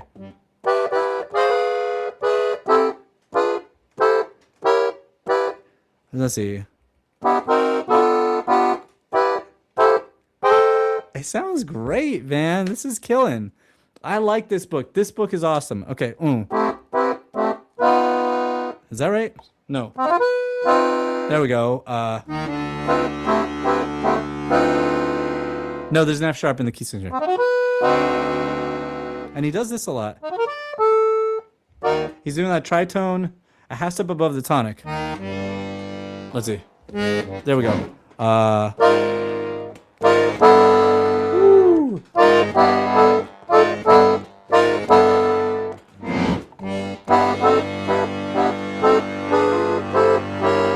There.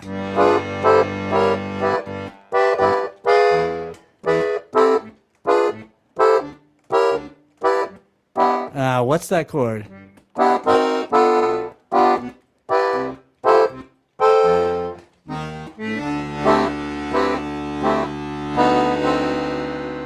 And then we are.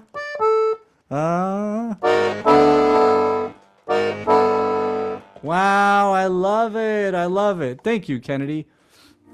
This book is really great. This is another really great book, and you can buy that. That's still published by Gary Dahl, or whatever publishing company. But yeah, that's a good one. That's a great book. Thanks, Kennedy, for putting that in there. And Birdie also. Thank you so much. Chord Melody for Accordion. Yes. This book is cool. This is really cool. All right. All right. So then it goes on. That's the same page. Same page. All right. At times when a strong, this is cool. This is cool. At times when a strong entrance is needed, a device related to the backbeat is used. Oh my gosh, it's almost 5 already. All right. Well, I'm not going to get to any other books today, am I? How much more of the book do we have? All right. So it goes through more examples like that. All right. Then what else? Okay. In slower tempos, a very popular figure is the syncopated eighth note triplet. Tick, tack-a-ta, triplet, do don't do. So don't. I will point out here, we got walk-in bass, and that's something we have. I'm going to have to keep this going. We're going to have to do a segment on this next week. We'll do another book. I'll probably do the Ralph Stricker book or this other one. Another book. It's okay. Okay.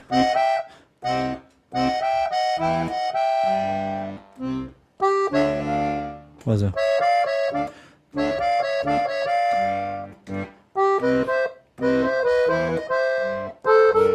I'm bad at reading.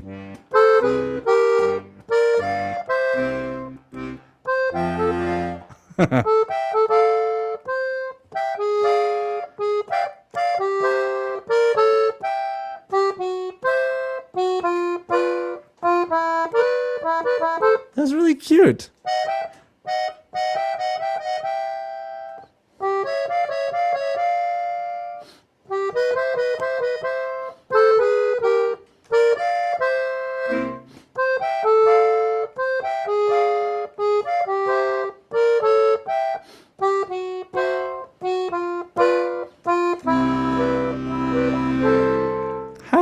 I love that. That's really nice. Okay, rhythm block scales. Is that right? Now that's the whole sixth diminished scale right there to the fifth step.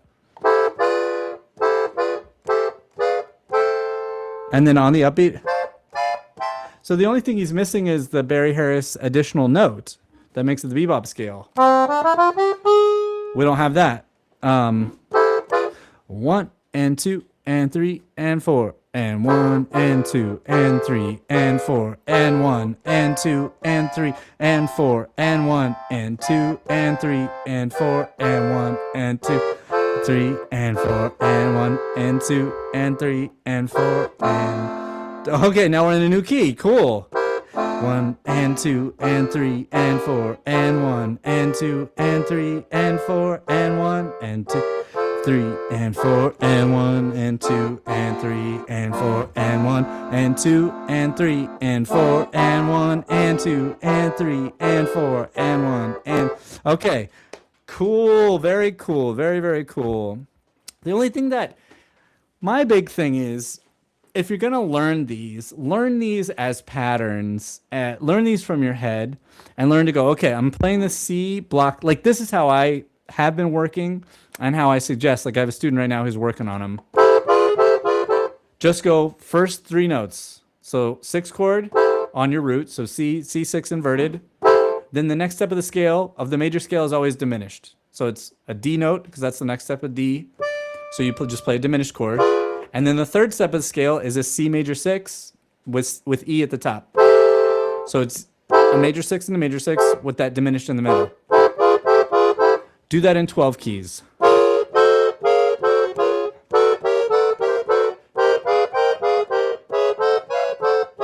F. F sharp. Gosh. Okay, do that and then start to mix it up. That is actually better than this. This is not going to make this super applicable, and I think this would take a long time to learn anyways. So even though I like this and it's cool and really musical, I wouldn't suggest that you work on this to learn blocks. I would suggest you do learn the sixth diminished scale, which is what this is basically. He has a couple changes, but learn the Barry Harris thing because that's what everybody else in the jazz world plays right now. It's essentially this.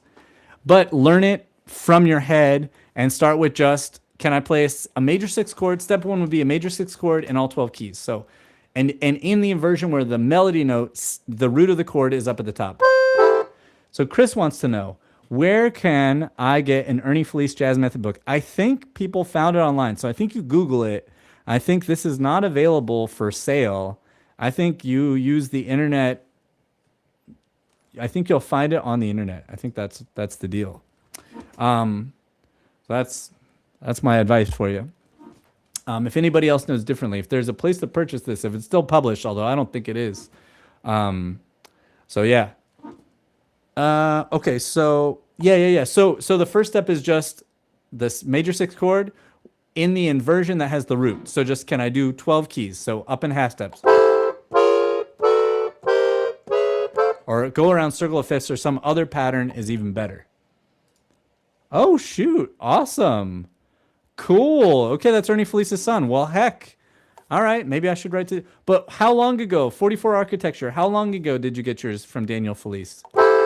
I know Daniel has the YouTube channel that has a bunch of Ernie stuff up on it. That's cool. All right. A trick that is very important to the player is the glissando. So this is a classic. And accordion keys, most accordions from the 50s on, not so much early, 20s accordions don't have this, but if you notice, or if you pay attention, the end of the key is beveled, meaning that it is rounded. So it's rounded, so you can easily do this. If it was straight sharp, you would not be able to slide and glide like that. And it's very much an accordion thing.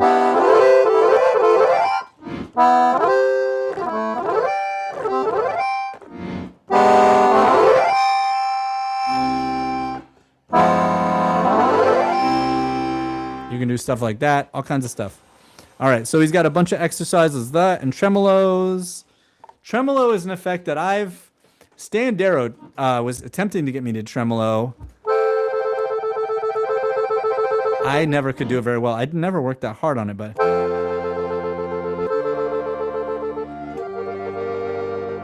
See, I'm binding up. Now I'm binding up. It's not good. I should practice one hand alone. That's fun, though. All right, so we got that. My goodness. I still got to do book club. Okay. Well, accordion blues, so we have a little written out thing. I'm just going to blast through the rest. Ernie's tune.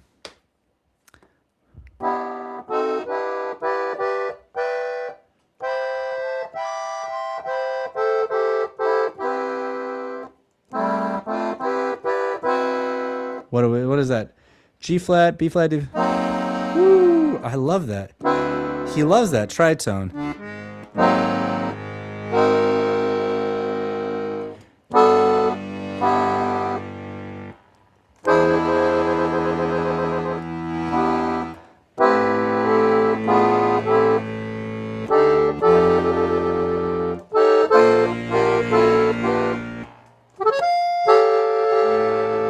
Okay, I'm not going to sight read this, but that's cool. Very beautiful. Looks like a little ballad. Slow, it says. Beautiful little kind of swing ballad, smooth sailing. So we get these practice tunes or these little compositions to play. And I want to point out, walking bass was what he wanted us to do. He wanted us to walk bass, so that's cool. I have always struggled to make walking bass feel remotely good. Even not making it feel not bad is hard. So that's inspiring. And that's the end of the book. Okay, that's really cool. Well, I'm going to conclude this segment, but how fun. This book is awesome. And that's really cool that you got yours from Daniel Felice. I am interested if you're able to respond. Let's see. All right. So, let me get on to the next segment, which is the final segment, which is about the book club for today. All right, cool. Oh yeah, I lost track. Okay, there we go. Miss Love, yeah, Miss Love was saying I didn't respond to you. What do we have here? Just going through the Ernie Felice method book. Very cool. All right, so let me get up now my notes for the Molly Gebrian book, which everybody should get their own copy of. It's incredible. I find myself like messaging my music teacher friends. I mean, this book is just really, really fantastic. The first thing I want to show you guys is I want to share, before we get to that, and I apologize that I'm going long today. I just want to share sort of my, voila. Okay, so this is my music right now, and this has changed. So you can see I'm following the red, yellow, green strategy, and I kind of, using Dr. Molly Gebrian's ideas, I have, I just keep doing it. It seems to be working. So I'm using an iPad, and I have the annotations, and I have 3 layers. So one layer is difficulty learned. So that's how much, and I can turn that on and off. So that's great. So if I don't want to see it, if it's distracting or whatever, and I don't have to worry about, like, one of the things on Fourscore is when you erase stuff, you're going to erase everything. So there's no way for me to erase, like, this pink. If it were all in one layer, if I tried to erase the pink, then I would erase all my fingerings and notes and stuff here. And I don't want to do that. So that's on one layer. And then what I just call notes is my fingering and any reminder things. Like, there are certain things like this I wrote when my key was broken and it wasn't returning. So I was like, oh, lift up that B, other things like that. And then tallies is the final one that I just kind of keep updating. So every day, I'll just kind of just erase whatever tallies I had. So I'm working on this page so you can kind of see, I haven't gotten to the top yet. Because certain things are, because she explains so well in the book that you really need to wait. You need to practice something, well, but then you need to give it time. So because when I'm still have time to practice, but I can't keep going over that section, I just go to another section.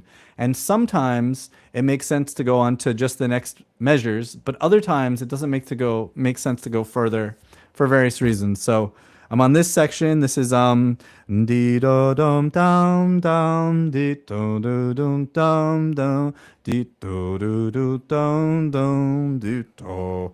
That's that kind of minor very, what do you call it? Minimalistic section is right here, and it starts. And I haven't really gotten into it very much yet. I still have a lot to learn, but yeah. So there's this part, and the final section. And here you can see some of my tallies here. I can zoom in, and it's getting good. I'm getting a better handle on it. So you know how repetitive things, we kind of do it a bunch, and then you start to get your system. So I'm happy to share that my system right now for learning this kind of music is every time I go to a new page that doesn't have it, I create 3 new layers. Notes, which is where I write my fingerings and any sort of actual marking up of the music that way. Then I have one for tallies and one for the amount, like, is it red, yellow, or green in terms of how learned it is. Okay. Alrighty. So that's that. And we can go here. And yeah, that looks good. All right. Okay, so now we'll finish this up. I don't want to rush through it, but also I want to kind of wrap up. So I have a little break before I got to teach some more lessons. Okay. So this chapter is Can You Learn Music in Your Sleep? And this is this fantastic book that you should all buy your own copy of. I'm sharing this because I don't know, because that's what I do. I don't mean to rip off Dr. Molly Gebrian at all. I hope really that like I've sent many more book purchases, and I hope to grow her fame and renown and her career, and you guys should go study with her and see her and all that kind of stuff. So I share this with the intention to support and boost Dr. Molly and then share her good word with you. It's so cool. It's a book that you can just keep coming back to, and I can't imagine a musician that wouldn't benefit from this stuff. It's so core. It's core to what we do, practice. So, all right, so she talks about essentially most of this chapter. If I was to give my synopsis memory, I read this chapter this morning about 7 a.m. Most of the chapter is sharing. We've got the thesis. When you go to sleep, you practice something, you go to sleep, you wake up the next day, and you will play the thing better. So you will get better overnight while you're sleeping. That's the premise. And most of the chapter is just why. It's just explaining why. And so it starts off with her citing studies where they sort of prove this to be true, or they do studies where this result happens, and multiple studies. And then she goes into why this is the case. And then there's just a little bit of practical knowledge about it. But then at the very end, she sort of connects it to things that we've learned about making the synaptic pathways work better and how this is related to that. So there's not too much new information in here. So it shouldn't take very long. So, and she has one really interesting statement in there that I will bring up. There's something in here she says, like, if you don't take anything from this book, if you don't take anything away from this book, or if you're only going to take one thing away from this book, take this away from the entire book, which I take her words literally. I don't think she's being overblown there. All right, so to get into this, can you learn music in your sleep? And the answer is yes. So she says, if you prioritize sleep, you will be more productive and retain more of what you've practiced. Suddenly, you'll realize you have more time each day. When you're well rested, you can get everything done in a lot less time. Okay, so she introduces us to another expert, as she does. It feels like every chapter we get some new experts, and I love that. I love that we get these experts. So Dr. Matthew Walker in the 2000s did this really important research on sleep. And he's been doing this research for decades, it says. So this first study that we get told about is where the participants have to press buttons in a particular sequence. And group 1 practiced for 12 times, and then they rested every 4 hours for the rest of the day. Rested every 4 hours for the rest of the day. Okay, so they practiced 12 times, and then rested every 4 hours for the rest of the day. Whatever that means. No. They were retested. Pardon me. They were retested every 4 hours for the rest of the day. Okay. So they did 12 times, and then they kept being tested every every 4 hours. Sorry, guys. And every time they practiced, they got a little bit better. And then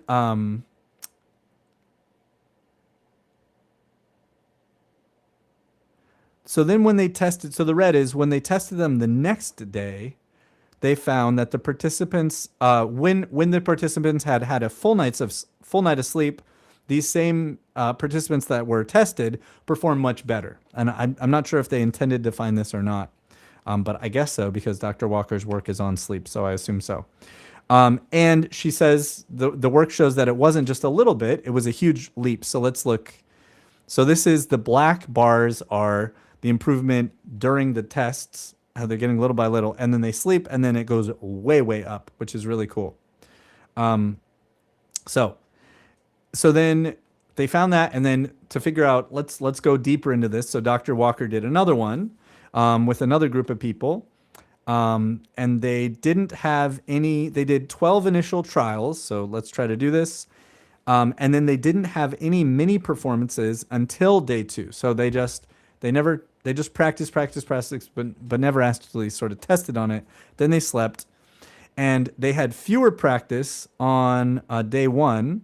They also showed a huge jump in performance after they had slept, gotten a full night's sleep. Okay. So, and she's the bottom red thing in both groups 3 and 4. The jump in performance only happened following a night of sleep. So this is our initial study here. So here you have these are the errors. So in the bottom chart, the black is showing you a bunch of errors, and then after they slept, many fewer errors. Pardon me.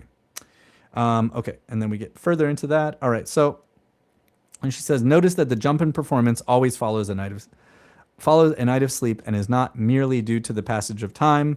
So then they go into let's see, which one is this? This beginning chapter, there are a lot of similar studies, and the studies have a lot of similar sort of variables in there, like different study groups in them. So I'm trying to paraphrase, but not forget anything. In fact, all of the different parameters tested showed the same thing. Practice within a day, so within a day, yields minor increases in ability, whereas after a full night of sleep, there's a significant jump in ability, both in terms of speed and accuracy. One group was even assigned double training, so they practiced 24 times instead of 12. So I'm practicing so much during the day, but it didn't seem to make much difference over inability over the course of the day. In fact, the group with double training was no more accurate at the end of the day than people who practiced half as much. So at the end of the day. So if you practice 12 times or 24 times, at the end of the day, you ended up about the same, which that correlates with that lines up with what she was telling us earlier, is that you need to space it out. So rest. And then the next yellow, in a nutshell, this research shows that if you practice far less and get a night's sleep, you will suddenly be much better the next day without any additional effort. Love it.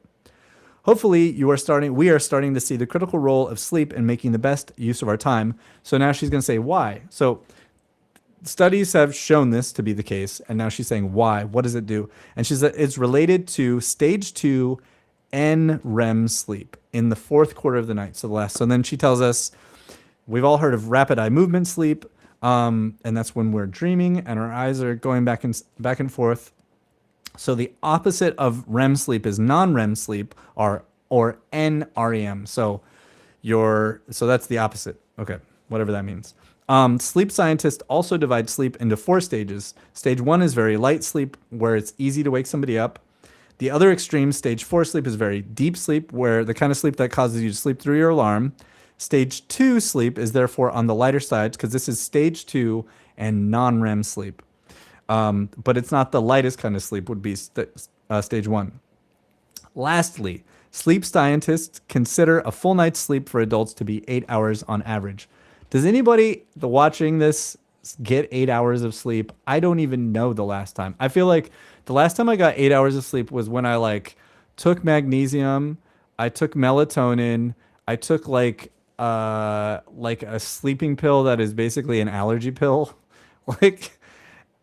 Maybe those 3 things, and Dayquil or NyQuil, probably because I was super sick or felt awful. That's maybe the last time I can even remember, and I'm sure that was not quality sleep, but I don't know that I can get 8 hours of sleep. And it seems like from all my friends that are older than me, it seems like it just gets worse and worse. You just sleep less and less, fewer and fewer. Birdie gets 10 hours a night. Birdie, that's amazing. This is why you're getting so much better so fast. You're practicing and then you're getting all this NREM sleep. This is why. This must be the reason. Your hard work and then all the sleep. Okay. So she says, to reiterate, the amount of improvement seen the next day is strongly correlated with the amount of time people spend in stage 2 NREM sleep. Okay. So what we need to know, it's not just that you went to sleep, it's that you got stage 2 NREM sleep. And then she starts getting, the next part she gets into variances. This lost me a little bit. So she's going to say, what is so special about stage 2 NREM sleep in the fourth quarter of the night? So it's got to be in that part of the night in stage 2 NREM. And let's see. There's a special kind of brain activity called sleep spindles, which peaks during stage 2 sleep, particularly in the fourth quarter of the night. Sleep spindles cause changes at the synapse. It's where the receptor gets the chemical. And in chapter 1, we discussed the fact that changes at the synapse are necessary for learning. So we're trying to, myelinate, we're trying to create changes in our synapse, and sleep spindles cause changes in the synapse. So there you go. There's the brain science for you. Scientists also know that for motor tasks that are not terribly complex, NREM sleep appears to be critical for consolidating, strengthening, and stabilizing a new skill. Basically, the more time people spend in stage 2 NREM sleep in the fourth quarter of the night, so she's very specific. It's got to be that kind of sleep, and it's got to be in the fourth quarter of the night. The more people get of that at that time, the more opportunity their brains have to make the necessary changes that support learning. This is thought to be the reason behind the major performance improvements the next day. Okay, super fascinating, right? All right, so then she says, well, did anybody do this on musicians? And she said, yes, there was a study done. In this experiment, non-pianist musicians had to learn a short 2-bar melody at the keyboard. Just like the people Dr. Walker tested, musicians made small gains during the day as they continued to practice, but after a night's sleep, they got a significant boost. So they found the same thing. And then to make sure that sleep was making the difference and it wasn't just a gap in time, researchers tested a variety of groups, all with different practice and sleep schedules. In every case, the jump in performance ability was only seen after a full night of sleep. This is also backed up by an experiment that used the video game Dance Stage on PlayStation 2. I assume that's like Dance Dance Revolution. That's like a Dance Dance Revolution knockoff, I guess. I don't know. Let's find out, actually. I don't know if I'll share, but I'll just look. Dance Stage PlayStation 2. Oh, whoa. It's a little different. Let's see here.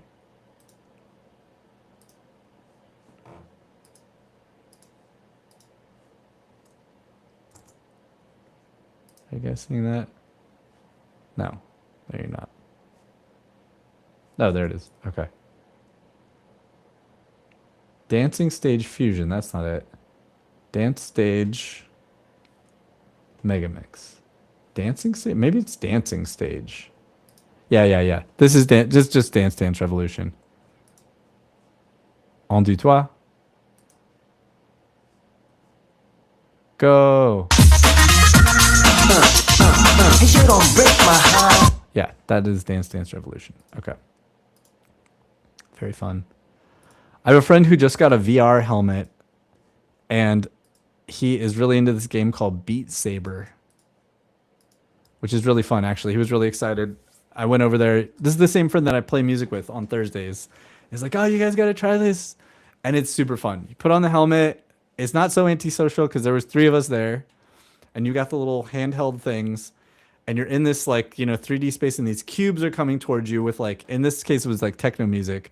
and the cube has a color. So either your blue lightsaber or your red lightsaber, and that has an arrow that's pointing one of the 4 directions, and that's the way you have to slice it. And so it's boom,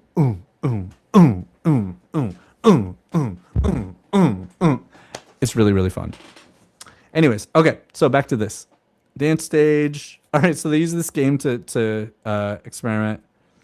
Researchers, they found the same thing. Okay, so now, sleep deprivation. So then they did a test, a bunch of tests with a bunch of variations to try to mess with people and to really try to isolate what it was about. First of all, is the reverse true, which it is. I want to try to kind of speed this up. It's 5:30 already. And so they messed people up at different times. So they'd wake them up every time they went into an REM sleep, or they were only able to get to sleep if they were doing REM sleep, or they were kept up all night, or they were only allowed to sleep for 4 hours. This sounds horrible. Who would want to participate in one of these? The results are fascinating and not what you'd expect. The group that wasn't allowed to get any REM sleep, rapid eye movement, performed as well as the control group that didn't have any of this happen to them. The group that wasn't allowed to get any NREM sleep did not do nearly as well as the REM sleep, which supports findings that we discussed earlier. Okay.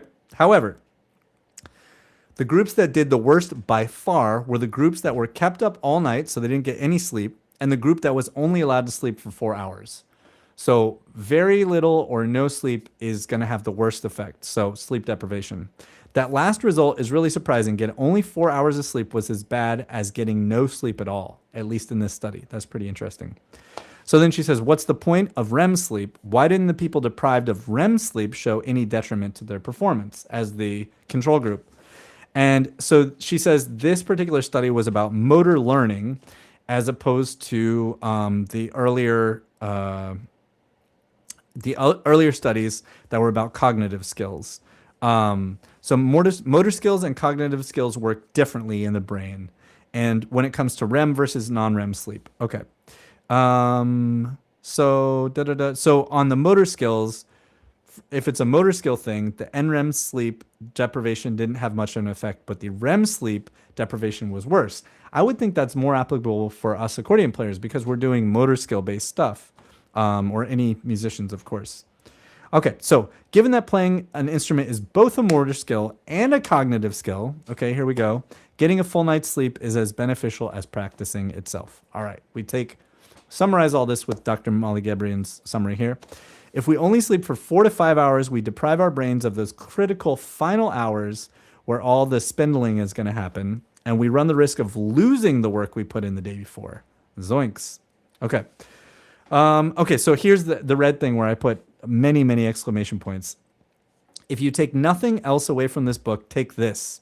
Sleep is absolutely essential for learning. And if you want to maximize the results of your practicing, you have to prioritize sleep. If you take nothing else away from the book, take this. How about that? I mean, this is a brilliant, brilliant human being, Dr. Molly Gabrian, who's saying, hey, this is the most important thing in this book. Okay. So, and then she talks about cramming. And there's research around why cramming doesn't work. Doing a little each day with the sleep boosts will give you way more than all at once with 70. And that's because you're getting many. If you cram, you are not doing a little bit with a sleep and a little bit with sleep and a little bit. Instead, you're trying to get all of it and then one sleep. So fewer sleeps means less growth.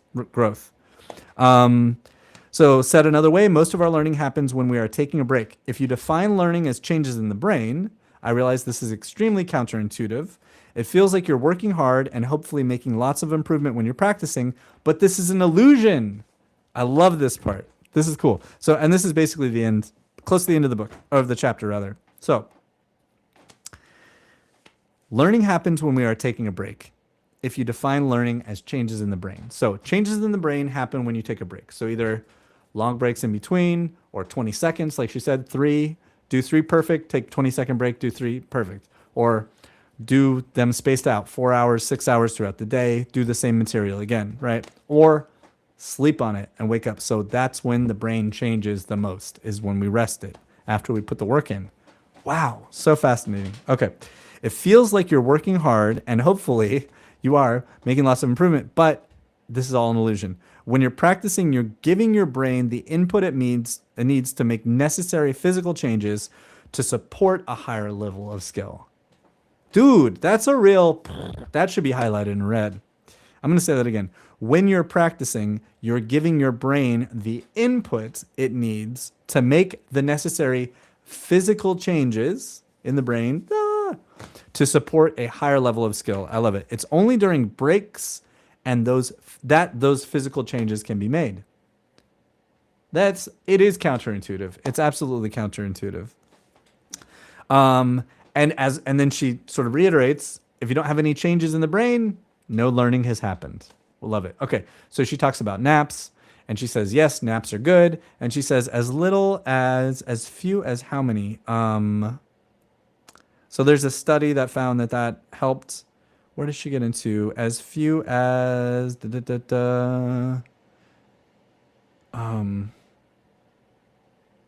where is that? Oh yeah. Okay. So they studied 60 to 90-minute naps, but she said as few as, where is that? Sorry guys. 6 minutes, 6 to 10 minutes. So will help. So if you can learn something, if you can practice something, and then after that take as little as a 6 to 10 minute nap, it will do a lot of good for you. The longer the nap, the better. So she said a longer nap was better, but 6-minute nap was better than nothing. Super cool. Okay. Oh, and then she says that there's another study where people did not necessarily fall asleep. They were just supposed to rest. So some of them did fall asleep, many of them did not, and they found very similar changes just from that kind of resting for 20 minutes.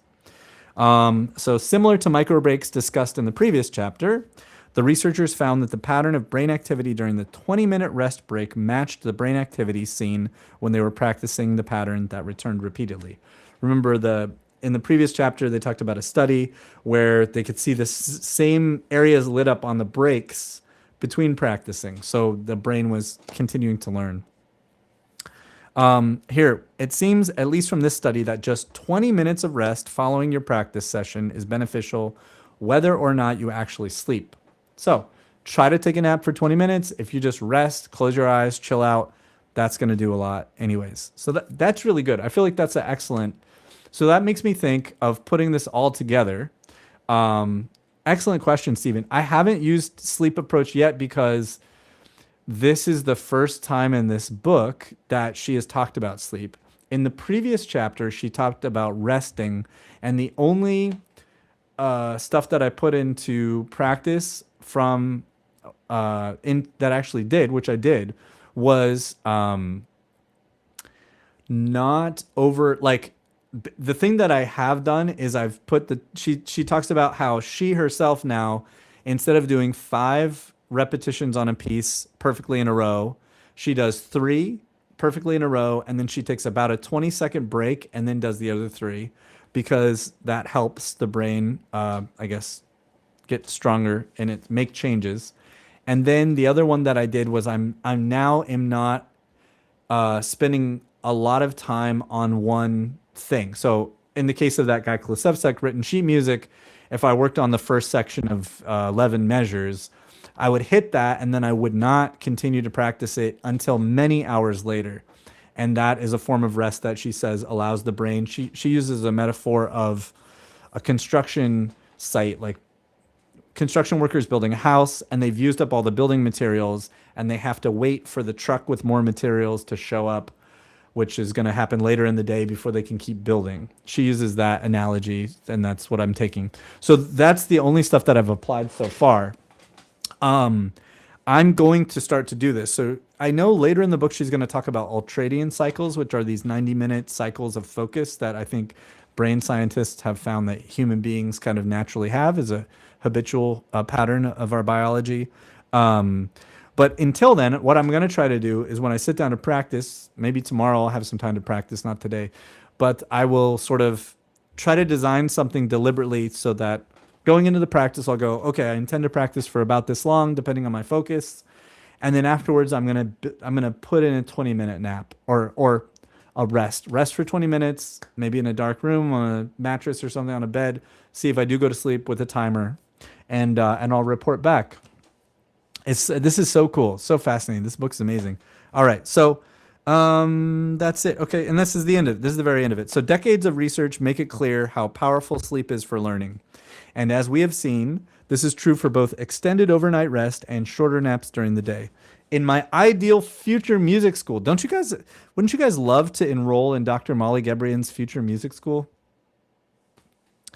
Like luxury space communism. In my ideal future music school, there will be napping rooms that students can sign out like practice rooms for use after a practice or study session. I love it. Napping rooms. Oh, that just reminded me. Did you guys catch in the Super Bowl that they're all doing this? I don't watch football, so I'm sure they've been doing this in football, but all the players were like holding their jerseys like this. I was like, what? I don't remember people doing that. Anyways, okay. An aside. So, but in the meantime, before we have this futures music school, I know she doesn't mean future music, but we can each try to change the culture of music education and study by prioritizing sleep in our own lives. And maybe someday musicians will be just as serious about getting enough sleep as they are about their practice routines. And scene. Okay, wonderful. Thank you guys so much.